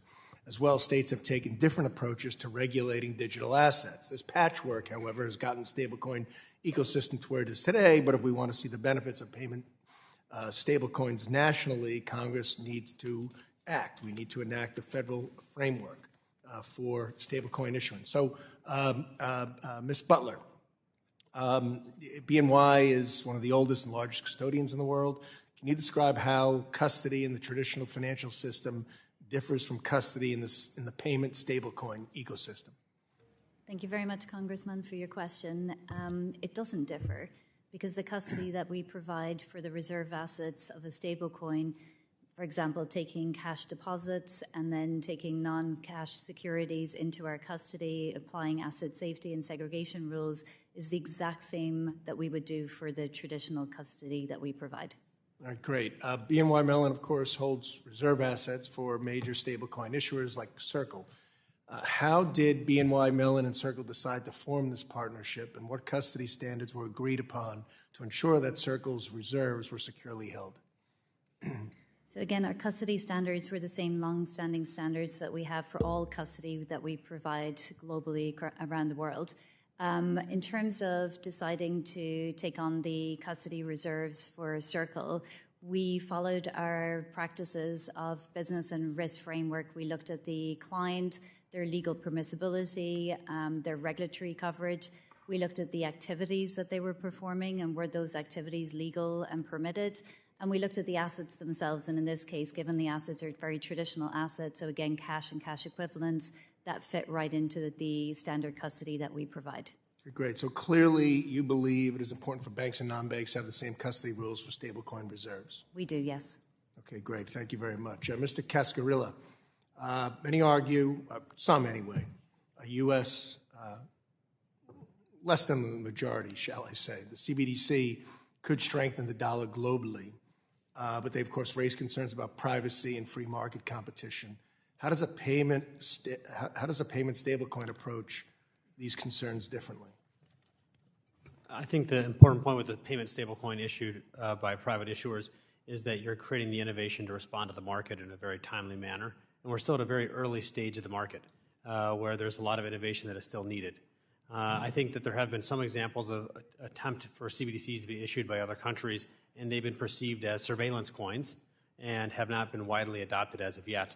And I think that could potentially be a limitation to the U.S. being able to successfully issue a CBDC. Can payment stablecoins strike a better balance between preserving individual privacy rights and maintaining the dollar's status as a leading global currency? I agree with that. You agree we could find a better balance? I think that the right balance is to make sure that the private sector is leading and being able to create the innovation and being able to make sure that it's responding to the market as fast as possible. And I think that's going to be done from the private sector. Do you think the protections are then enough within the Stable Act and 521 for that matter? I do think that they are fit for purpose. I think that they have the right BSA AML rules as well as the right reserving requirements and the right international reciprocity can be put into place to make sure that the U.S. is setting the standards that everyone follows. Okay, thank you. Mr. Guynn, in states like Pennsylvania, for instance, digital asset regulation is limited to money transmitter licensing. State regulators often want federal guidance on emerging technologies, but also prefer to maintain their own authority. How does the federal floor concept in the Stable Act ensure consistent national standards for stablecoins while still respecting each state's ability to regulate according to local needs? Yeah, so I would say that the states have more flexibility in the dual banking system to have alternative regulatory frameworks. There are federal minimum standards in the banking, but they only cover a small part of the activity. Here it's pretty comprehensive. I think it would be very difficult for a state to do much other than increase standards if they wanted to do so. Okay, great. Thanks very much. Mr. Chairman, I yield back. Thank you. The gentleman from California, Mr. Liccardo, is now recognized for 5 minutes. Thank you very much. I appreciate the progress in the political discourse over stablecoin. I represent a district that includes half of Silicon Valley, and obviously we have a different view from many about certainly the importance of this technology, and I appreciate much of the testimony I've heard so far. I also appreciate we've moved from discussing whether to regulate to how to regulate. That's an important progression, and I want to thank my colleagues on both sides of the aisle for their hard work. And I think as we look at, for example, in the Stable Act, we have protections that would require issuers to abide by standards relating to AML, to Bank Secrecy Act, mandate one-to-one backing, cash and cash equivalents, enforcing transparent redemptions and audit disclosures. Those are all very important requirements. But my concern is we're in a world where we know issuers are out of the country. In fact, Tether, the largest, I understand, for U.S. dollar-linked stablecoin is in El Salvador. And I'm trying to understand why we wouldn't want those protections globally, given that the U.S. dollar, of course, is going to be linked to much of the stablecoin. And, particularly, I would appreciate your comments, Mr. Collison, and in your testimony, in the written testimony, says the U.S. should move quickly and seize the opportunity to lead on global standards of stablecoin and payments regulation, reinforcing dollar dominance, ensuring American companies remain at the forefront of financial innovation. And typically that includes a sense that our regulatory structures will also be the leaders, as they have been, in financial regulation globally. And so I guess I wanted to go to you first, Mr. Collison. And by the way, I appreciate, I think you were born in Tipperary County, where my grandmother was born also. She also managed to make it to San Francisco. So you're on a well-trod path. I was far from the first Irishman in San Francisco. Yes, that's what I noticed. My question is, wouldn't your customers want to know that there was extraterritorial enforcement and the capacity for the United States to be able to enforce beyond its borders? I think on the margins they would prefer that for all the reasons that you're saying. I think in practice they're so enthusiastic about the quotidian benefits they can realize, they're probably not going to block on that. But if you ran a survey of them, yes, I think so. Could you help me understand? I know you don't speak for the whole industry by any stretch. Why wouldn't we want to have extraterritorial enforcement? Well, I think there's probably some degree of devil in the details, right, as to what precisely the nature of that framework and enforcement would be. And to the analogy of states being the laboratories for various forms of innovation in the U.S., there's probably some degree to which we don't want an excess of global cohesion, precisely because there should be some degree of variation permitted. But I think it's the case that any stablecoin failures anywhere, and by the way, I think it's helpful just in the conversation generally to separate to some extent crypto from stablecoins. They're of course related, but yes, I think there are important differences. But I think all stablecoin and again even crypto failures in any part of the world, they don't look great for the sector. And so, in as much as global frameworks can inhibit that and make it less likely, I think that's beneficial for everyone. Yeah, I appreciate your candor. My concern is I know this is a concern that's shared on both sides of the aisle. We want to make sure that American sanctions are abided by and that U.S. dollar-linked stablecoin is not used to evade sanctions. We want to ensure that anti-money laundering provisions are enforced globally. We want to ensure that terrorism isn't funded through stablecoin. We know it can be funded by any currency as well. Certainly, this is not unique to stablecoin. But I hope that we can work across the aisle to ensure that this bill could be improved with extraterritorial provisions. Thank you very much. I yield my time. Thank you. The gentlewoman from California, Ms. Kim, is now recognized for 5 minutes. Thank you, Chairman. I appreciate the witnesses for joining us today. Let me ask my first question to Mr. Collison. According to Stripe's own annual letter and your testimony here today, your company processed $1.4 trillion of payment volume just last year, 2024. That represents roughly 1.3% of global GDP, and that's significant. So as we explore emerging technologies like stable coins, the vast majority of the economy still relies on dollar payments. This is an industry that is currently regulated by the state-by-state patchwork that is designed for pre-internet era, and that creates unnecessary friction and costs that ultimately affect American consumers and businesses. So can you talk to us about how Congress can think about solutions to those issues? Thank you for the question. I think that providing a clear framework for stablecoins that enable U.S. businesses and U.S. consumers to realize some of the benefits of cheaper and faster and more efficient and even more innovative transaction technology will be, I think that'll be extremely beneficial, and I really appreciate Congress's curiosity in exploring this issue and the kind of bipartisan nature of this discussion. Beyond that, I think that looking at the payment system more holistically and broadly, possibly up to and including a federal payments charter construct, would be a very helpful either complement or maybe succeeding action to stablecoin legislation. But I'm really glad that the proposals under consideration here today are being Can you also talk about some seriously. of the challenges that this will bring to the industry?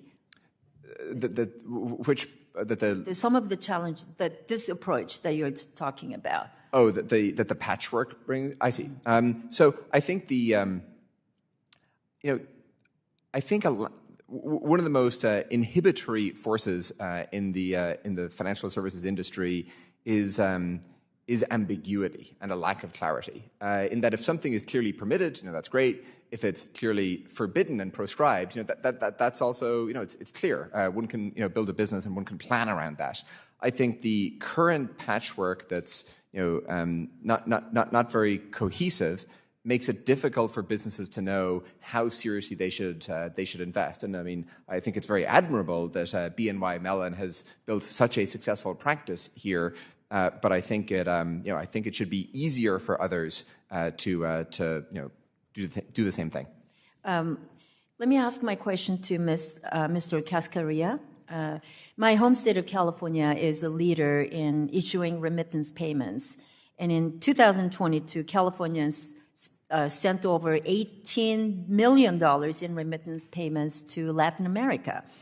However, our modern-day system of payments can make dollar transfers abroad costly and time-consuming, and it can lack the appropriate legal oversight. So that is why, obviously, we're talking about stablecoins that can offer so much promise. And studies have estimated that stablecoins could reduce remittance costs by as much as 80%, right? So can you talk to us about what makes the traditional payment rail so costly and time-consuming for cross-border payments, and how would stablecoins solve those problems and reduce the remittance costs? I think what's important to think about the way the dollar moves today is really analog. It's almost moving like the post office. It takes 2, 3, 5 days, in some cases, for money to move from one point to another, especially when there's international jurisdictions, and of course, there's high costs and fees. With the stablecoin, it will move instantaneously, 24/7, almost for no cost at all. And by some estimates right now, as much as 30% of remittances are using a stablecoin rail, in which the end user might not even realize it. Because ultimately, a blockchain is just a rail. You don't have to use it as a stablecoin as something that you know. Yet at the same time, have it move in a way that is utilizing the technology. And that's the real promise here. Thank you. Let me ask one more question to Mr. Collison. I know that there is a concern that these funds are being sent to or from bad actors. So how do innovative payment companies work to keep bad actors from accessing funds from untrustworthy sources? I think it's important that we recognize that stablecoins are another transport layer for money. They're the same money, but moved in a different way. And we should bring across the exact same frameworks, BSA, AML, CFT, and so forth, and apply them equally. Thank you. My time's up. I yield back. Thank you. The gentleman from Illinois, Mr. Foster, the ranking member of the Financial Institutions Subcommittee, is now recognized for 5 minutes. Yeah, thank you, Mr. Chair, and to our witnesses. Mr. Cascarilla, Paxos has the ability to block, freeze, and recover fraudulent or mistaken transactions. Could you explain how this works technically, both for hosted and unhosted wallets? For example, could this be used to stop the use of stablecoins for ransomware and other illicit activities? Thank you for the question. I think this is an important point. And as the issuer of various regulated stablecoins, about 5 of them right now, we have the ability, as the issuer, because we control the smart contract, and this is an important point, we control the smart contract, we are able to decide if an address should be frozen or if funds should be seized. All right, so for example, if someone's screen locks up with ransomware and it says transfer money into this wallet, this much of one of your stable coins to this wallet, that the person who has that screen can go and contact you and say freeze that wallet, and it's done. We have a process for that, but correct, yes. Correct, so you have the ability to put a crowbar in, for example, ransomware or other. Now that's, if you could get sort of some technical information sort of at the level of Congress's actual blockchain programmer so I'd be very interested in how that is implemented. How that's obviously you have huge cybersecurity issues on your end because someone gets a hold of the ability to throw that crowbar into your whole payment ecosystem that could wreck all holders of their asset could be wiped out. It's also my understanding that the Senate, which has a bipartisan, the Genius Act that was, I guess, introduced yesterday on a bipartisan basis, has a mandate for that. And if you could comment on how that compares to what your practices are and what the pros and cons of putting that mandate in, I'd appreciate it. I'm not asking you for something, since it was issued yesterday. If you've had a look at it, I'm interested. I think it would be nice for our staff to come back and... Yeah, that's fine. So for the record, please respond on that. Now, many of you mentioned financial inclusion and low transaction cost as really the desirable things that you're going for. Now, among the G20, India is by far the leader in that. Essentially, 100% of households are banked in India. If you more than 1 billion people, and the only group that's not banked are women whose husbands don't want them to have a bank account, which is not exactly a financial problem. But in India, if you want to give a pauper 3 rupees, you both get out your cell phones, you do your biometric login, you authenticate your bank account, you transfer 3 rupees, 0 cost, and essentially 100% penetration. Could you explain what the advantages of a blockchain system are over the system that exists for 1 billion people in India in terms of just everything, It's also my understanding that the system in place in India based on bank accounts is not usable for ransomware. It is not usable for $1.5 billion hacks. And I was just wondering if you could contrast that and particularly describe how a blockchain system would have advantages over that system. Yeah, sure. Is that a question for me? Yeah, sure, yeah. I think the main Mr. advantage is Collison. that, sure. Well, either one, yeah. Well, Mr. Collison, why don't you have a swing at that one? I think what India has done with UPI is extremely impressive, and actually we're starting to see similar systems emerge in other countries. Yeah, they're selling the open source software to giving it to other countries which are adopting it. At which point you'll have 0 cost payment rails across borders, which is another use case for stablecoins. Today, these systems are not globally interoperable, and I think the most fundamental advantage that stablecoins confer is this global universality and this global ubiquity, and you don't need to wait on a country-by-country basis for them to roll it out, get adoption. Do you regard that as a feature or a bug? If you're trying to prevent fentanyl payments for fentanyl precursors, it's nice to have a measuring point at the border. I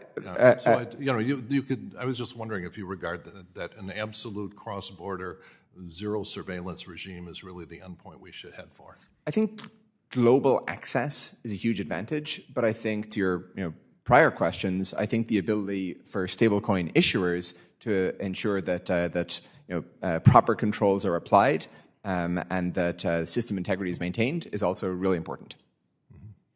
Mr. Guynn, during the 2008 financial crisis, how long did it take AAA-rated mortgage-backed security tranches to become toxic assets? And how does that compare to the monthly reporting requirement contemplated in this bill? Sorry, it took a lot longer than the monthly reporting, but those assets are very different from the reserve assets here. Those were not U.S. Treasuries. those were CDOs or CDO squared, very illiquid assets. The gentleman's time's expired, and I now recognize the gentleman from Wisconsin, Mr. Fitzgerald, for 5 minutes. Thanks to all the witnesses. I know it's a long morning, afternoon. Thanks for being here. We've seen countries like Brazil allow payments not just from digital wallets or payment apps, but as was discussed a couple times this morning, also directly to and from bank accounts, as well as instantly between digital wallets from different non-bank providers. As you know, stablecoins, the lower fees, more payment provider competition, wider accessibility. And because stablecoins reduce the cost of the transactions to nearly zero, I think there's a lot of members that are trying to wrap their minds around this. And you know, they can, it just frees up retail businesses, right, with the frictionless, low-cost alternatives. So, Mr. Collison, can you just discuss, I know you've touched on this already, but can you discuss how providing kind of the regulatory clarity through the Stable Act could increase or will increase consumer adoption? Absolutely. So I think in financial services, ambiguity is the greatest inhibitor to adoption. You know, things that are clearly permitted or clearly proscribed, you know, that's clear. And I think we've seen in stablecoins is a lot of enthusiasm, a lot of excitement, but also significant hesitation because you know, well, it's not clear how the ecosystem is going to unfold within the U.S. I think the single most the single best way to ensure that U.S. dollar stablecoins are broadly adopted around the world is for Congress to provide that regulatory clarity. Right.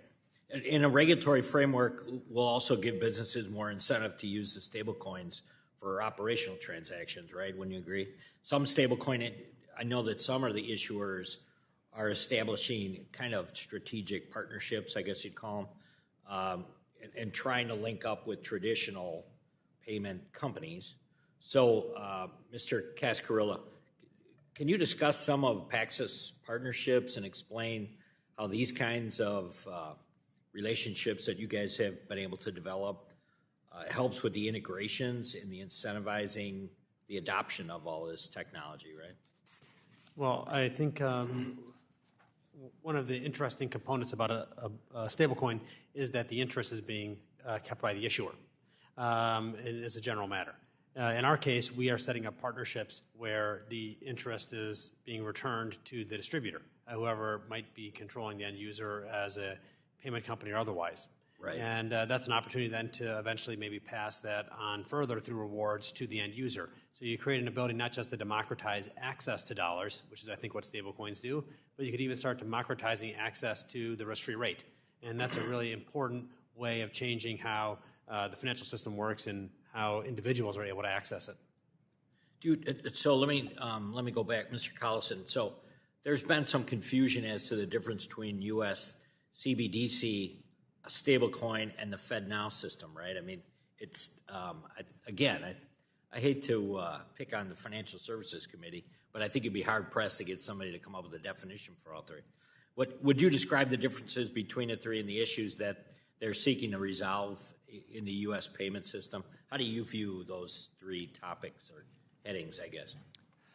I think FedNow provides a valuable service for making interbank transfers within the U.S. more streamlined, and that's very helpful.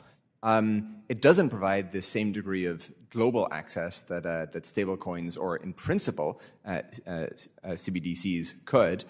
With respect to stablecoins versus CBDCs, I think that the U.S. gets basically all of the benefits of a notional CBDC without some of the attendant downsides that have been discussed here today. And so my view is that there's very little downside and tremendous degree of benefit to formalizing stablecoins along the lines of what's proposed. And beyond that, I don't really see how a CBDC would help. And to again some of the points made, I think it could easily inadvertently inhibit innovation. Thank you very much. Thank you all, and I yield back, Chairman. Thank the gentleman. The gentleman from New Jersey, Mr. Gottheimer, is now recognized for 5 minutes. Thank you, Mr. Chairman. Mr. Guynn, if I can start with you. You've emphasized the importance of legislation in the stablecoin industry. I've been a supporter of the legislation, stablecoin legislation, for a long time, introducing one of the original piece of legislation and being supportive of the Payment Stablecoins Act in this committee last year. Could you explain to us what your experience has been with the current status quo? What would happen if there was a further delay in congressional action? I think the problem is that we risk, until we bring stablecoins into the regulatory perimeter, we risk having stablecoins that are not structured appropriately the way this bill would do it, and for instance, your bill would have done it. And I think that the real benefit is having a regulatory structure that sets minimum that anyone who is identified as a licensed stablecoin issuer would be adhering to. Are there any specific oversight measures you think should be included in that comprehensive framework? Well, I think the framework now allocates the oversight to either state regulators or one of the federal regulators with a federal framework that really is the anchor for it. There can be alternative state regulatory frameworks, but they have to satisfy the same standards. So I do think that there is a good anchor there, and seems like there's as much oversight in this framework as there is in the dual banking system. And would you support requirements for regular audits and transparent reserve reporting, which I believe help prevent banking failures like we saw in 23? Yeah, I think those are absolutely critical, not only for preventing that, but also just publicizing in some ways to the public who wants to use this as to which are the safe stablecoins and which weren't. They can look at the disclosure and make informed decisions. Thank you. Mr. Cascarilla, as someone heavily involved in the international payment system, you're familiar with threats to the dollar's role as a global reserve currency. China is heavily promoting digital payment systems from Alipay and Tencent in countries that are involved in the Belt and Road Initiative. They're also, as you know, seeking to make Hong Kong into a major player in global crypto markets. How might a clear U.S. regulatory framework for stablecoins affect international adoption and strengthen the dollar's global position? Well, I think it'll be a very significant boost because it'll create a level of trust in the usage of stablecoins that right now still does not exist. And if you look around the traditional financial system and the desire to be able to use stablecoins, it's very significant. And until you have this regulatory clarity, traditional financial institutions as well as more widespread consumer adoption is just going to be limited. And that, of course, creates opportunity because other nations and other currencies can take advantage of that. Thank you so much. Ms. Butler, you discussed BNY stablecoin activities out of its New York State chartered bank. State chartered banks play a critical role in New Jersey, where I'm from, and the economic opportunities that stablecoins offer are continuing to grow. Do you believe the proposed dual federal-state structure in the stable bill is sufficient for both bank and non-bank stablecoin issuers? So we support federal consistency, no matter what pathway you choose, whether it's state or federal, but we need to have federal standards applied consistently to all. Thank you. If I can move quickly to Mr. Collison, one of my primary concerns is that without proper guardrails, more crypto companies will flee overseas to jurisdictions like Bermuda, the Bahamas, or France, who already have comprehensive regulatory systems in place. And I worry that giving them first mover advantage will allow them to we're allowing potentially adversarial jurisdictions to set the playing field on a global scale. What specific competitive advantages are other countries gaining in the digital asset space, and what does the U.S. need to do to maintain its financial leadership? Well, most importantly, I concur. I think that's a risk. And I think by far the most important thing that the U.S. can do and the Congress can do is to provide a clear and effective framework for stablecoins here in the country. And I think in broad strokes, that which is under discussion today does that. Thank you so much, and I yield back. Thank you. I thank the gentleman from Nebraska, and also the chairman of the Housing and Insurance Subcommittee, Mr. Flood, is now recognized for 5 minutes. Thank you, Chairman.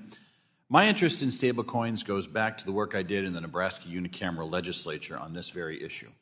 After my bill entitled the Nebraska Financial Innovation Act passed, Nebraska became the second state to have a regulatory structure for a new kind of state-chartered bank called a digital asset depository institution. A Nebraska digital asset depository institution can issue stablecoins, which puts my state in a unique position as it relates to the broader debate about a state pathway within this bill. Due to the laws in our state, I'm interested in the state pathway specifically as it relates to state-chartered bank issuers. My hope is that any federal stablecoin legislation will work hand in glove with our Nebraska Department of Banking and Finance and the work they are already taking on these very issues, and I appreciate the continued dialogue we've had with Chairman Hill and his team on ensuring that we strike just the right balance. Mr. Guynn, can you please walk through your understanding of how the Stable Act would regulate a state-chartered bank subsidiary that issues a stablecoin pursuant to the bill's state pathway? So, as I understand it, there's sort of two possible regulatory frameworks. One is 4A, which sets federal standards, and then 4B that would allow a state to have an alternative regulatory regime that would satisfy or exceed those standards. So it's a little bit more restrictive than the dual banking system, where states have a little bit more freedom because the federal standards simply, it's not that they don't apply, it's that they cover a much narrower field of applicability, whereas here the standards are pretty comprehensive. Good answer, because you answered my second question about how it compares to the dual banking system, so thank you. I'd like to emphasize a few things about the state pathway before moving on to my next question. One is that state regulators must get a certification approved by the Treasury, as you've said, showing that their state regime is in line with the bill's federal requirements or exceeding the federal requirements. In addition, there is an exigent circumstances provision in the bill that would allow a federal regulator to step in over a state regulator and enforce directly on state issuers in certain circumstances. And quite honestly, this has concerned me, just what is an exigent circumstance, but in other words, even the state pathway has a very extensive federal involvement. With that caveat, I'd like to highlight a line in Mr. Cascarilla's testimony, which said the following as it related to cross-border regulation of state-chartered stablecoin issuers. And I quote, "Primary oversight should remain with state-chartered issuers, home state regulator, avoiding redundant regulatory burdens," end quote. Mr. Cascarilla, if a state pathway for insurance doesn't include some form of regulatory primacy for the rules of their home state regulator, would state issuers juggling several state regulatory laws be at a disadvantage relative to issuers that receive a federal charter? Yes, they would, and I think that is the exact point, which is today, as a state issuer, you have to juggle a number of different state approvals and exams, and that is a conflicting process that takes up a lot of resources and could certainly snowball in a situation like this. And I appreciate that answer. And let me just say this. Does anybody in this room not think that the New York DFS could handle this? I mean, we have to respect the rights of states to have their own regulatory regime. Mr. Guynn, can you comment on the same question? Juggling all these different regulators, does it put the state-chartered issuers at a disadvantage? So, look, we get this question all the time from state issuers as a law firm. There's always a choice, but having a choice between a state and a federal regulatory authority is a good choice to have. And so it may well be that a particular institution decides, I have more freedom to innovate if I'm regulated by a state, even if I have to go through the headache of looking at all these different state laws. Whereas if I go with a national regulatory, then it will be preempted. Totally agree. And let's remember, what makes America the best financial market in the world, what makes us so successful, is that we have diversity in our banking.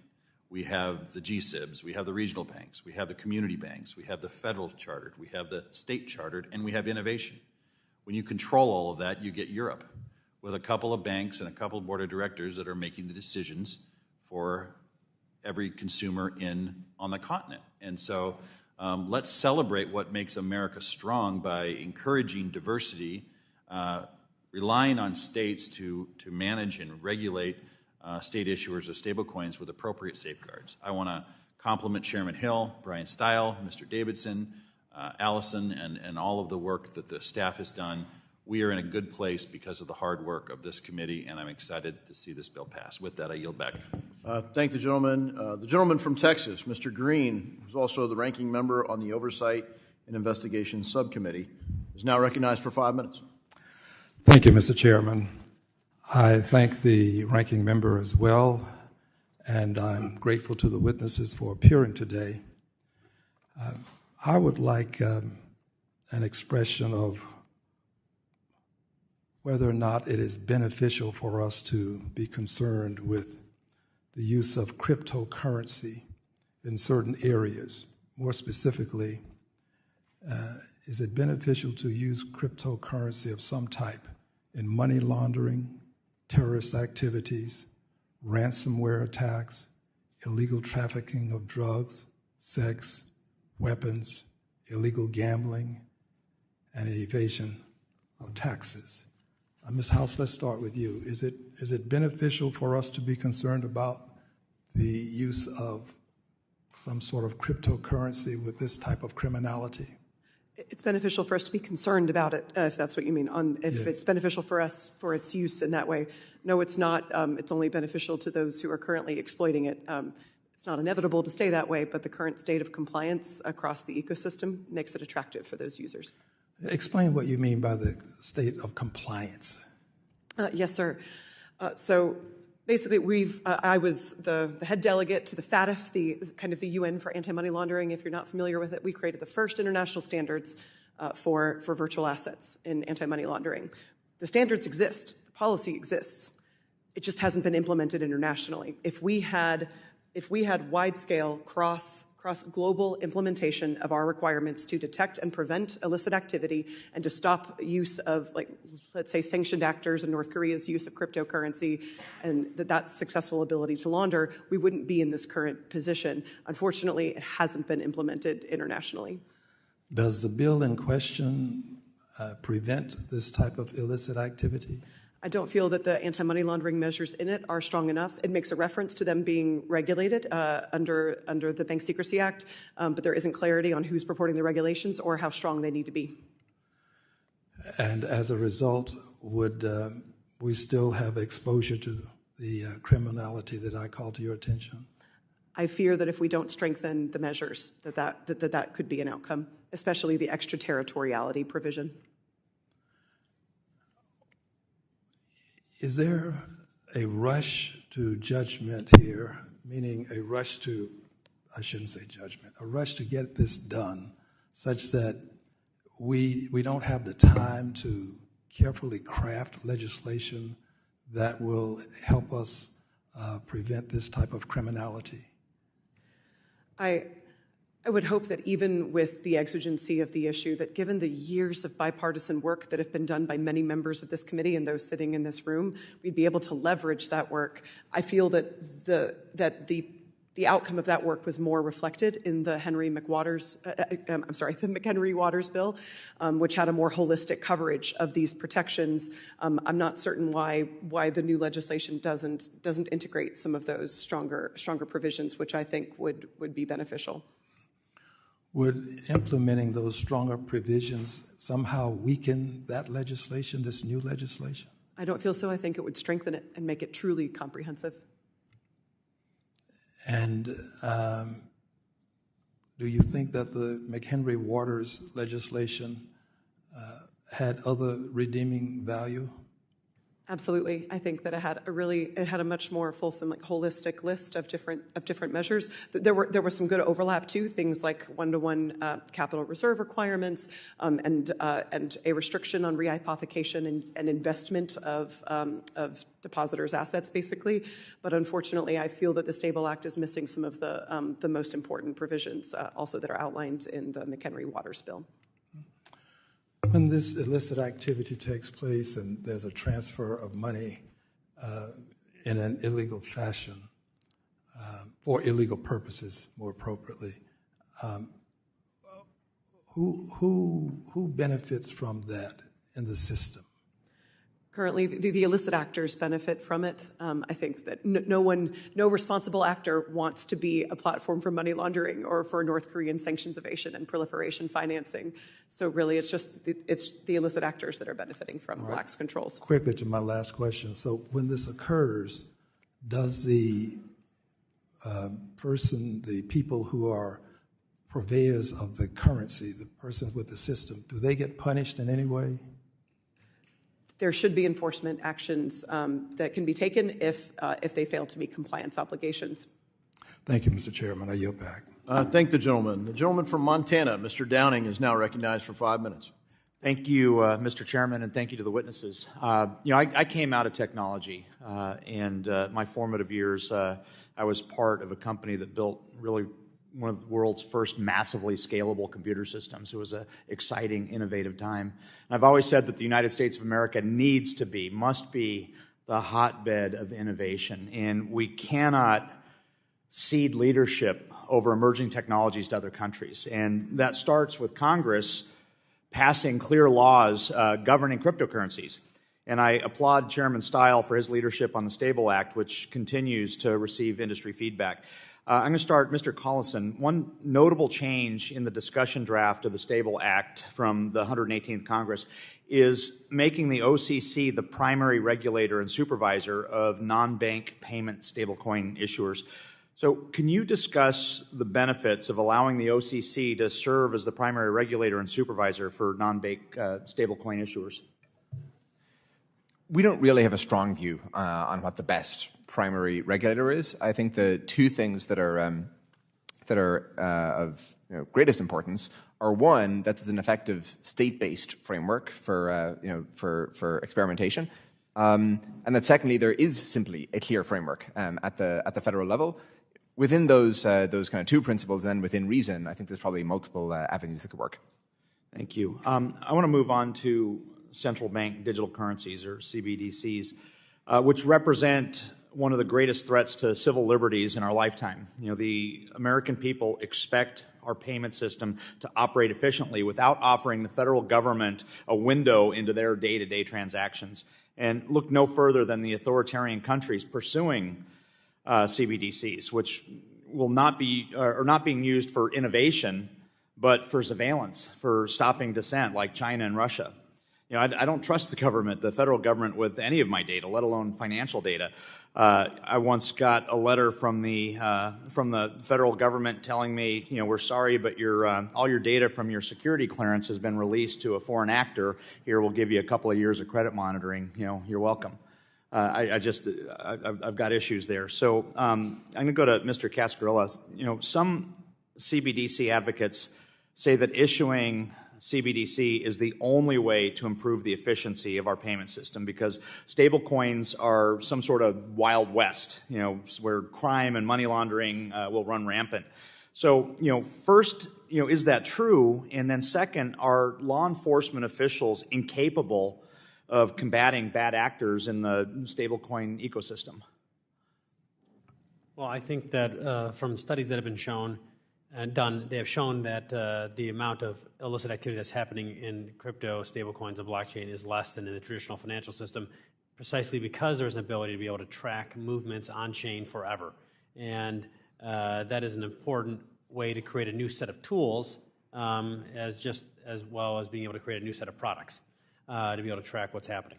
And then secondly, there really isn't an analog to the government offering something to the end user aside from physical cash. It doesn't do it through, it doesn't run its own banking system. It doesn't offer mutual funds, money market funds, et cetera. And in the same way, I don't think that we're going to promote innovation by having the central bank issued digital currency compete with private issuers. Well, thank you. So would the Federal Reserve's issuing CBDC discourage or crowd out digital asset innovation in the United States? I think that it will actually crowd out innovation and slow the adoption on a global basis of using the dollar, precisely because I think some of your fears would also be shared by others outside the United States. Let me go back to stablecoin regulations. The prior administration was no fan of digital assets and payment stablecoins. The SEC under Gary Gensler tried to treat all cryptocurrencies the same as a security, despite many cryptocurrencies clearly serving different purposes. Section 14 of the Stable Act clarifies that payment stablecoins are not securities. So I'm going to go to Mr. Guynn. Can you explain why regulating payment stablecoins as securities is impractical? So the whole goal with payment stablecoins is for it to be accepted as a no questions asked payment instrument, just like a bank deposit. If it is treated as a security, it'll be subject to all kinds of disclosure requirements, which is completely inconsistent with that. The disclosure here are the disclosure requirements in the Stable Act and the structure saying the stablecoin has to be 100% backed by safe assets and things like that. So actually having it be a security would actually undermine the ability of achieving a no questions asked money status. Well, thank you. Unfortunately, my time's expired, so I yield. I thank the gentleman. The gentleman from New York, Mr. Lawler, is now recognized for 5 minutes. Thank you, Mr. Chairman. As a New Yorker, I'm interested in gaining some insight into New York Department of Financial Services, who's been on the leading edge in the reality of how their processes are working in practice. Mr. Cascarilla, since Paxos received the first limited purpose trust charter for digital assets from the New York Department of Financial Services in 2015, can you tell us a bit about how Paxos's experience working with them has been? Well, we were the first trust that was approved really in the country, and it was by New York. And the idea had been at the time that as an infrastructure provider, this would be a very strong way to be able to hold client assets, not just for dollars. We also have a gold stablecoin and others. And we have been able to successfully create some of the most innovative products in the financial system and in the crypto space because of the oversight of the New York Department of Financial Services. What specifically would you attribute as working well, and what do you think could be improved? Well, I think, when you launch a new product, there are many different concerns you have to take into account around customer protections, around safety and soundness, around the ability to operate. And New York has put in place a framework for issuing stablecoins that has now been the basis for really the frameworks that have been adopted in a number of other jurisdictions. We also issue stablecoins out of both the UAE and Singapore, and they are very substantially similar to what New York pioneered. So I know in your opening statement you touched on your support for reciprocity with other jurisdictions globally that have strong frameworks. Do you think the New York Department of Financial Services should be looking at approving stablecoins that are already approved by other jurisdictions with high standards?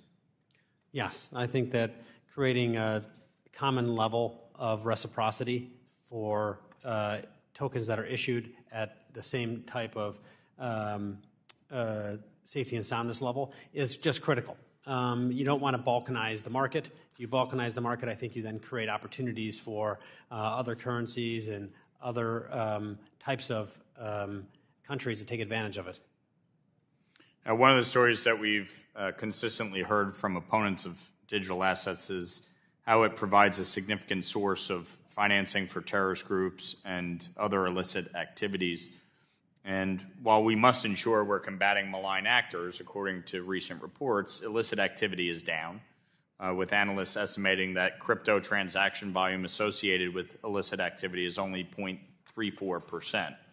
Mr. Cascarilla, you already detailed a bit of the work you're doing on due diligence with Mr. Casson, but can you describe, and Mr. Collison, can you describe some of the issues that are considered when institutions are working through these KYC/AML requirements, and how do companies like Coinbase approach these requirements? In our case, we are approving customers through bank-like standards. We're regulated in New York under banking law. That's AML, KYC, and BSA rules similar to any other financial institution. And that's important. We want to make sure we know our customers. We want to make sure that we're doing our best to stop illegal or illicit activity from happening through our products. And so far, I think we've been able to show that to a number of large enterprises that use us as their infrastructure. And the importance of making sure that you have those right types of controls in place is what then gives the world the confidence to use these products on a broader basis. Mr. Collison. We have a very strong incentive to not only clear the bar of complying with the law, but to do everything possible to reduce and to eliminate fraud in our ecosystem, because it's actually one of the main reasons that customers come to us. Customers come to us if they're implementing some platform or some little product suite. they often find the fraud that they experience online themselves to be unmanageable, and they come to us for assistance. So we try to lead the industry in this respect, and just like Mr. Cascarilla said, we apply the exact same BSA, AML, KYC, CFT, et cetera, standards for our sector. Great. Thank you. I yield back. I thank the gentleman. The other gentleman from New York, Mr. Garbarino, is now recognized for 5 minutes. Thank you, Chairman. Thank you all to the witnesses for being here today. Ms. Butler, New York was the first state regulator to come out with guidance related to stablecoin issuers. I know you chatted with Mr. Muser on this topic before. However, as a New York regulated bank, could you please discuss how you comply with sound custody and disclosure practices? Thank you very much for the question. So we comply with sound custody practices by ensuring that there's asset segregation. We apply AML, BSA, and KYC practices. We have robust risk and control infrastructure around record keeping, as an example. Sounds like you do quite a bit. Yes. And in January 2023, New York DFS released additional guidance reiterating expectations for sound custody and disclosure practices for payment stablecoin issuers. Mr. Cascarilla, you were just talking with my colleague about some of these. Can you discuss the released guidance in particular and highlight changes, what changes were required for issuers? Well, the guidance actually didn't change anything from our perspective. We were already following that guidance, but I think what it set was a framework that other jurisdictions and other issuers could then follow. So it raised the bar for other people. Yes, I think there were a number of other stablecoin issuers who weren't following the idea of backing their stablecoins with cash and cash equivalents, a true one-for-one basis, or with something that would be readily redeemable. And so while it didn't change what we were doing, it certainly led to other issuers changing how they operated. That's good. The recent draft of the Stable Act updates permissible reserves outlined in the previous draft released by Chairman Hill and Style. These now include Treasury bills with an issued and remaining maturity of 3 months or less, reverse repo transactions backed by these Treasury bills as collateral, and money market funds invested in improved assets. Mr. Guynn, can you explain how these reserves function as cash equivalents and ensure stablecoins are truly backed one-to-one? So first of all, if you actually, in some ways I think that's too restrictive, but if you actually had a reserve where the maximum maturity is 3 months, typically an issuer would actually ladder those securities, so the average maturity is probably more like something called duration, is probably more like a month or a month and a half. That means that even if there's a pretty big swing in interest rates, the value of those assets only goes down by a modest amount. And so it makes it very easy then to liquidate those if you needed to liquidate them to redeem stablecoins. And to the extent there's any drop in the value below par, the Stable Act would require at least a modest capital buffer that would be used to make up the difference. Our dual banking system, regulatory system, where state and financial regulators share supervisory and regulatory authority, has worked well as it utilizes the strengths of both federal and state regulators while allowing states like New York to remain laboratories for innovation. So Gwen, would you comment on how a national federal framework can complement the work that has already been done at the state level? So assuming that the 4A, I think, is consistent with the state regulatory framework in New York, so I don't think it changes things, but it would create a floor for all other states. States would not be able to create regulatory frameworks that were more relaxed than the federal standard in Section 4A of the Stable Act. What states would be allowed to do is to have more rigorous standards or just apply things differently in a way that allows for more innovation. Is that somebody who agree with setting the floor but not a ceiling? Yes, it's a floor, not a ceiling. Yeah. And you agree with that? I think in the dual banking system, there's a little more leeway for the states to actually have their own regulations. I could see allowing more leeway for the states here, but that's not what the bill is doing now. Okay, I appreciate that. And with that, I'm going to end early because I know the conference chair would like to ask questions before votes are called. So, Mr. Chairman, I yield back. Yep. I thank the gentlewoman from Michigan, also the chair of the Republican Conference, Ms. McClain, is recognized for 5 minutes. Thank you, Mr. Chair. And thank you all for being here today. I appreciate it. I want to start with Mr. Cascarilla. I want to understand and explore more. Many stablecoin issuers, including Paxos, have set up operations in foreign jurisdictions. Why did you decide to make that decision to set up additional operations abroad? What was the thought process behind that? There's a number of different reasons. I think the first important one is those jurisdictions had a clear set of rules. You had the clarity, the consistency, and the certainty to be able to invest for a long period of time. We have operated out of Singapore for over 10 years, so we've been there for quite a long period of time, and the Monetary Authority of Singapore is a very credible regulator. At the same time, there wasn't a federal framework to be able to operate inside the U.S., and as well-intentioned as the New York Department of Financial Services has been, it's still a state regulator, and in order to be able to operate on a global basis, you need to be able to have, I think, a federal framework. Thank you. And in your view, what would happen if we fail to enact a federal framework? Well, I think you're ceding leadership and potentially ceding the position of the dollar as a world reserve currency. Interesting. Thank you. Mr. Collison, how are small businesses and entrepreneurs using stablecoin to facilitate more international operations? We sometimes discuss an idea at Stripe, the micro multinational, in that if you employ 10,000 or 100,000 people, it's possible to serve 100 markets or something like that. But as a much smaller business or a business just getting started, that's much more difficult. And so I think part of the promise of stablecoins is that for those businesses that are just getting off the ground, it enables them to serve a global audience from day one, and that can multiply their market and thus their revenue quite significantly. Which is a good thing, yeah. Ms. Butler, BNY is one of the world's largest custodians. It is essential that the Reserve Bank backing stablecoins are secure and transparent. Can you describe how BNY Mellon keeps the stablecoin reserves that it manages safe and that is fully able to meet all of the redemption requests at any time? Thank you very much, Congresswoman, for your question. So we are the custodian of the reserve, and as such, we apply long-standing custody practices around asset safety, so similar to what we do for the 52 trillion of assets we have under custody. We are not the reserve manager of the reserve itself. That is held by either the stablecoin issuer or a separate reserve manager. Okay. Is there a concern on meeting redemption requests, or do you feel there's enough regulation around that and how the system is set up? So we support the proposals in the bill to make sure that there is the right safeguards on how you manage the reserves, what assets are in the reserves, how you disclose them, and ensuring that there is regular audits on those reserves. Transparency is good then.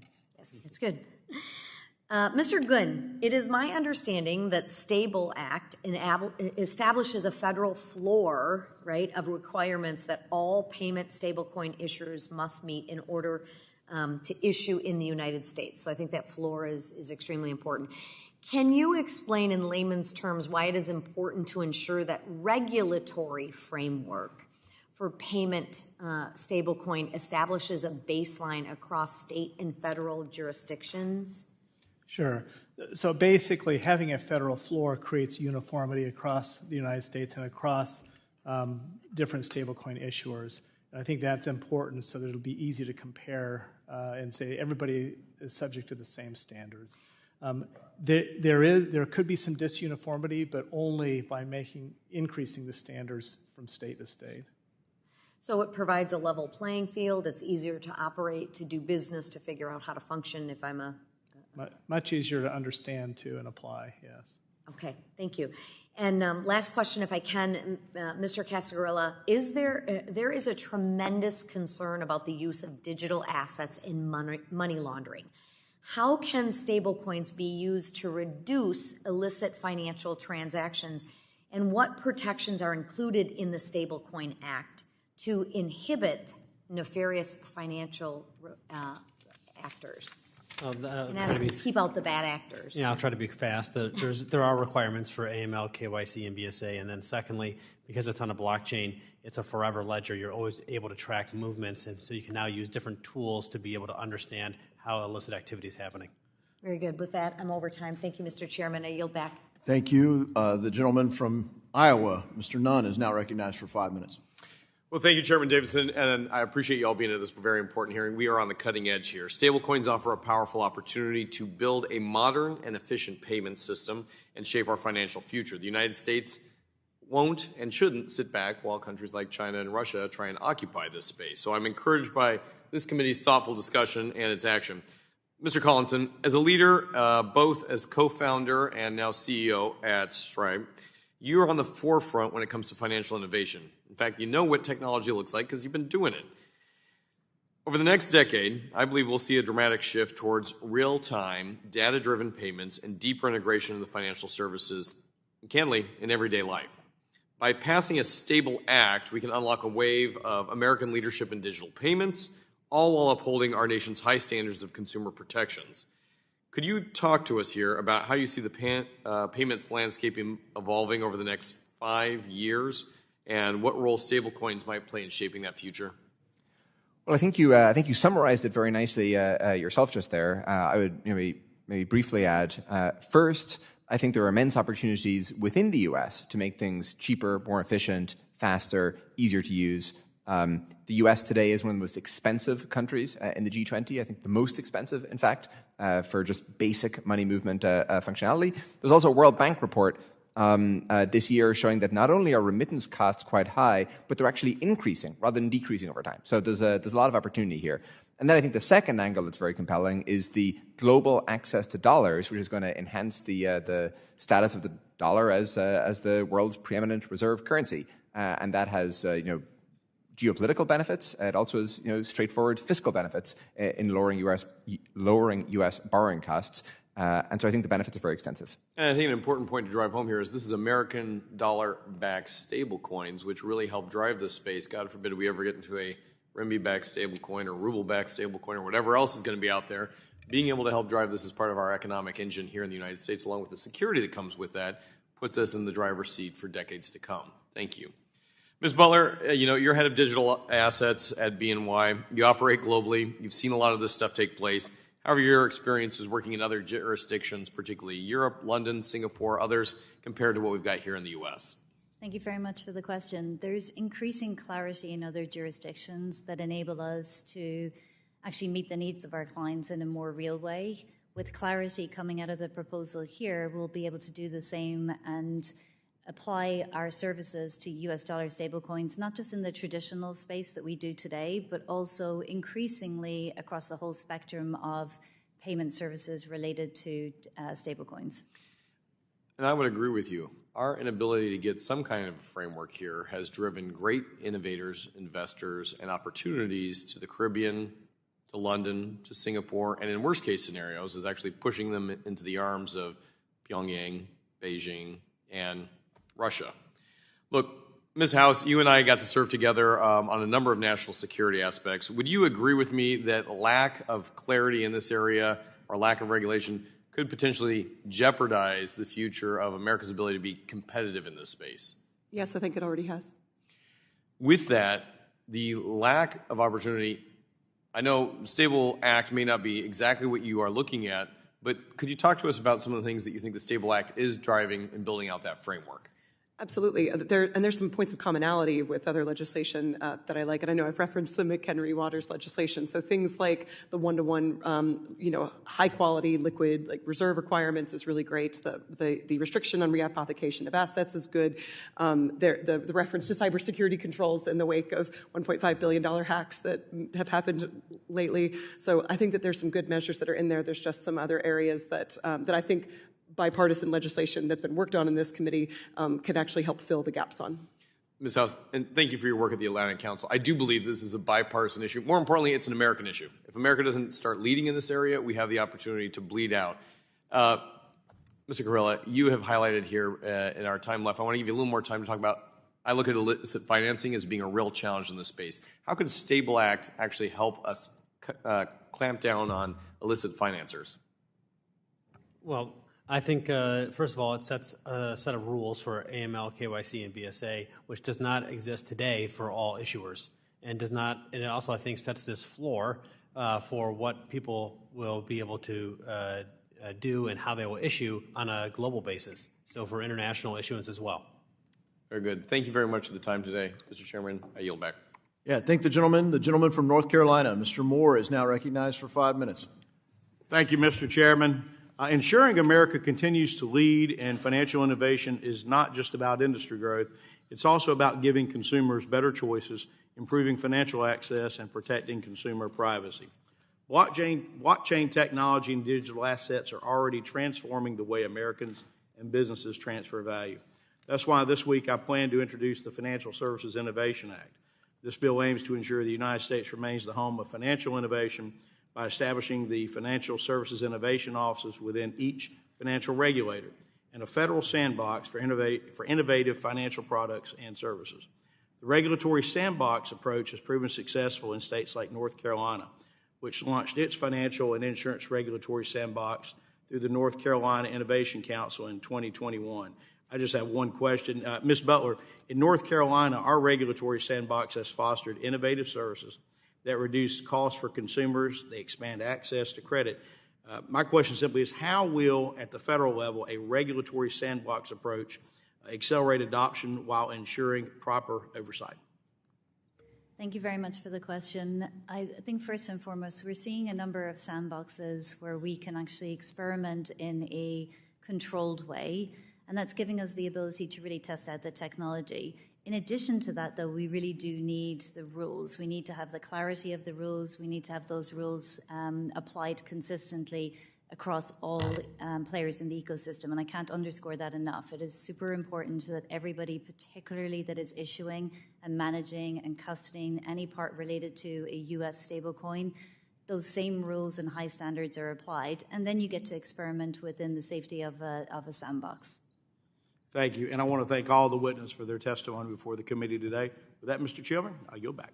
I thank the gentleman. I would like to ask, thanks all the witnesses. I appreciate your testimony today. And without objection, all members will have 5 legislative days to submit additional written questions for the witnesses to the chairman. The questions will be forwarded to the witnesses for response, and witnesses, when you receive them, please respond no later than April 15th. This hearing stands adjourned.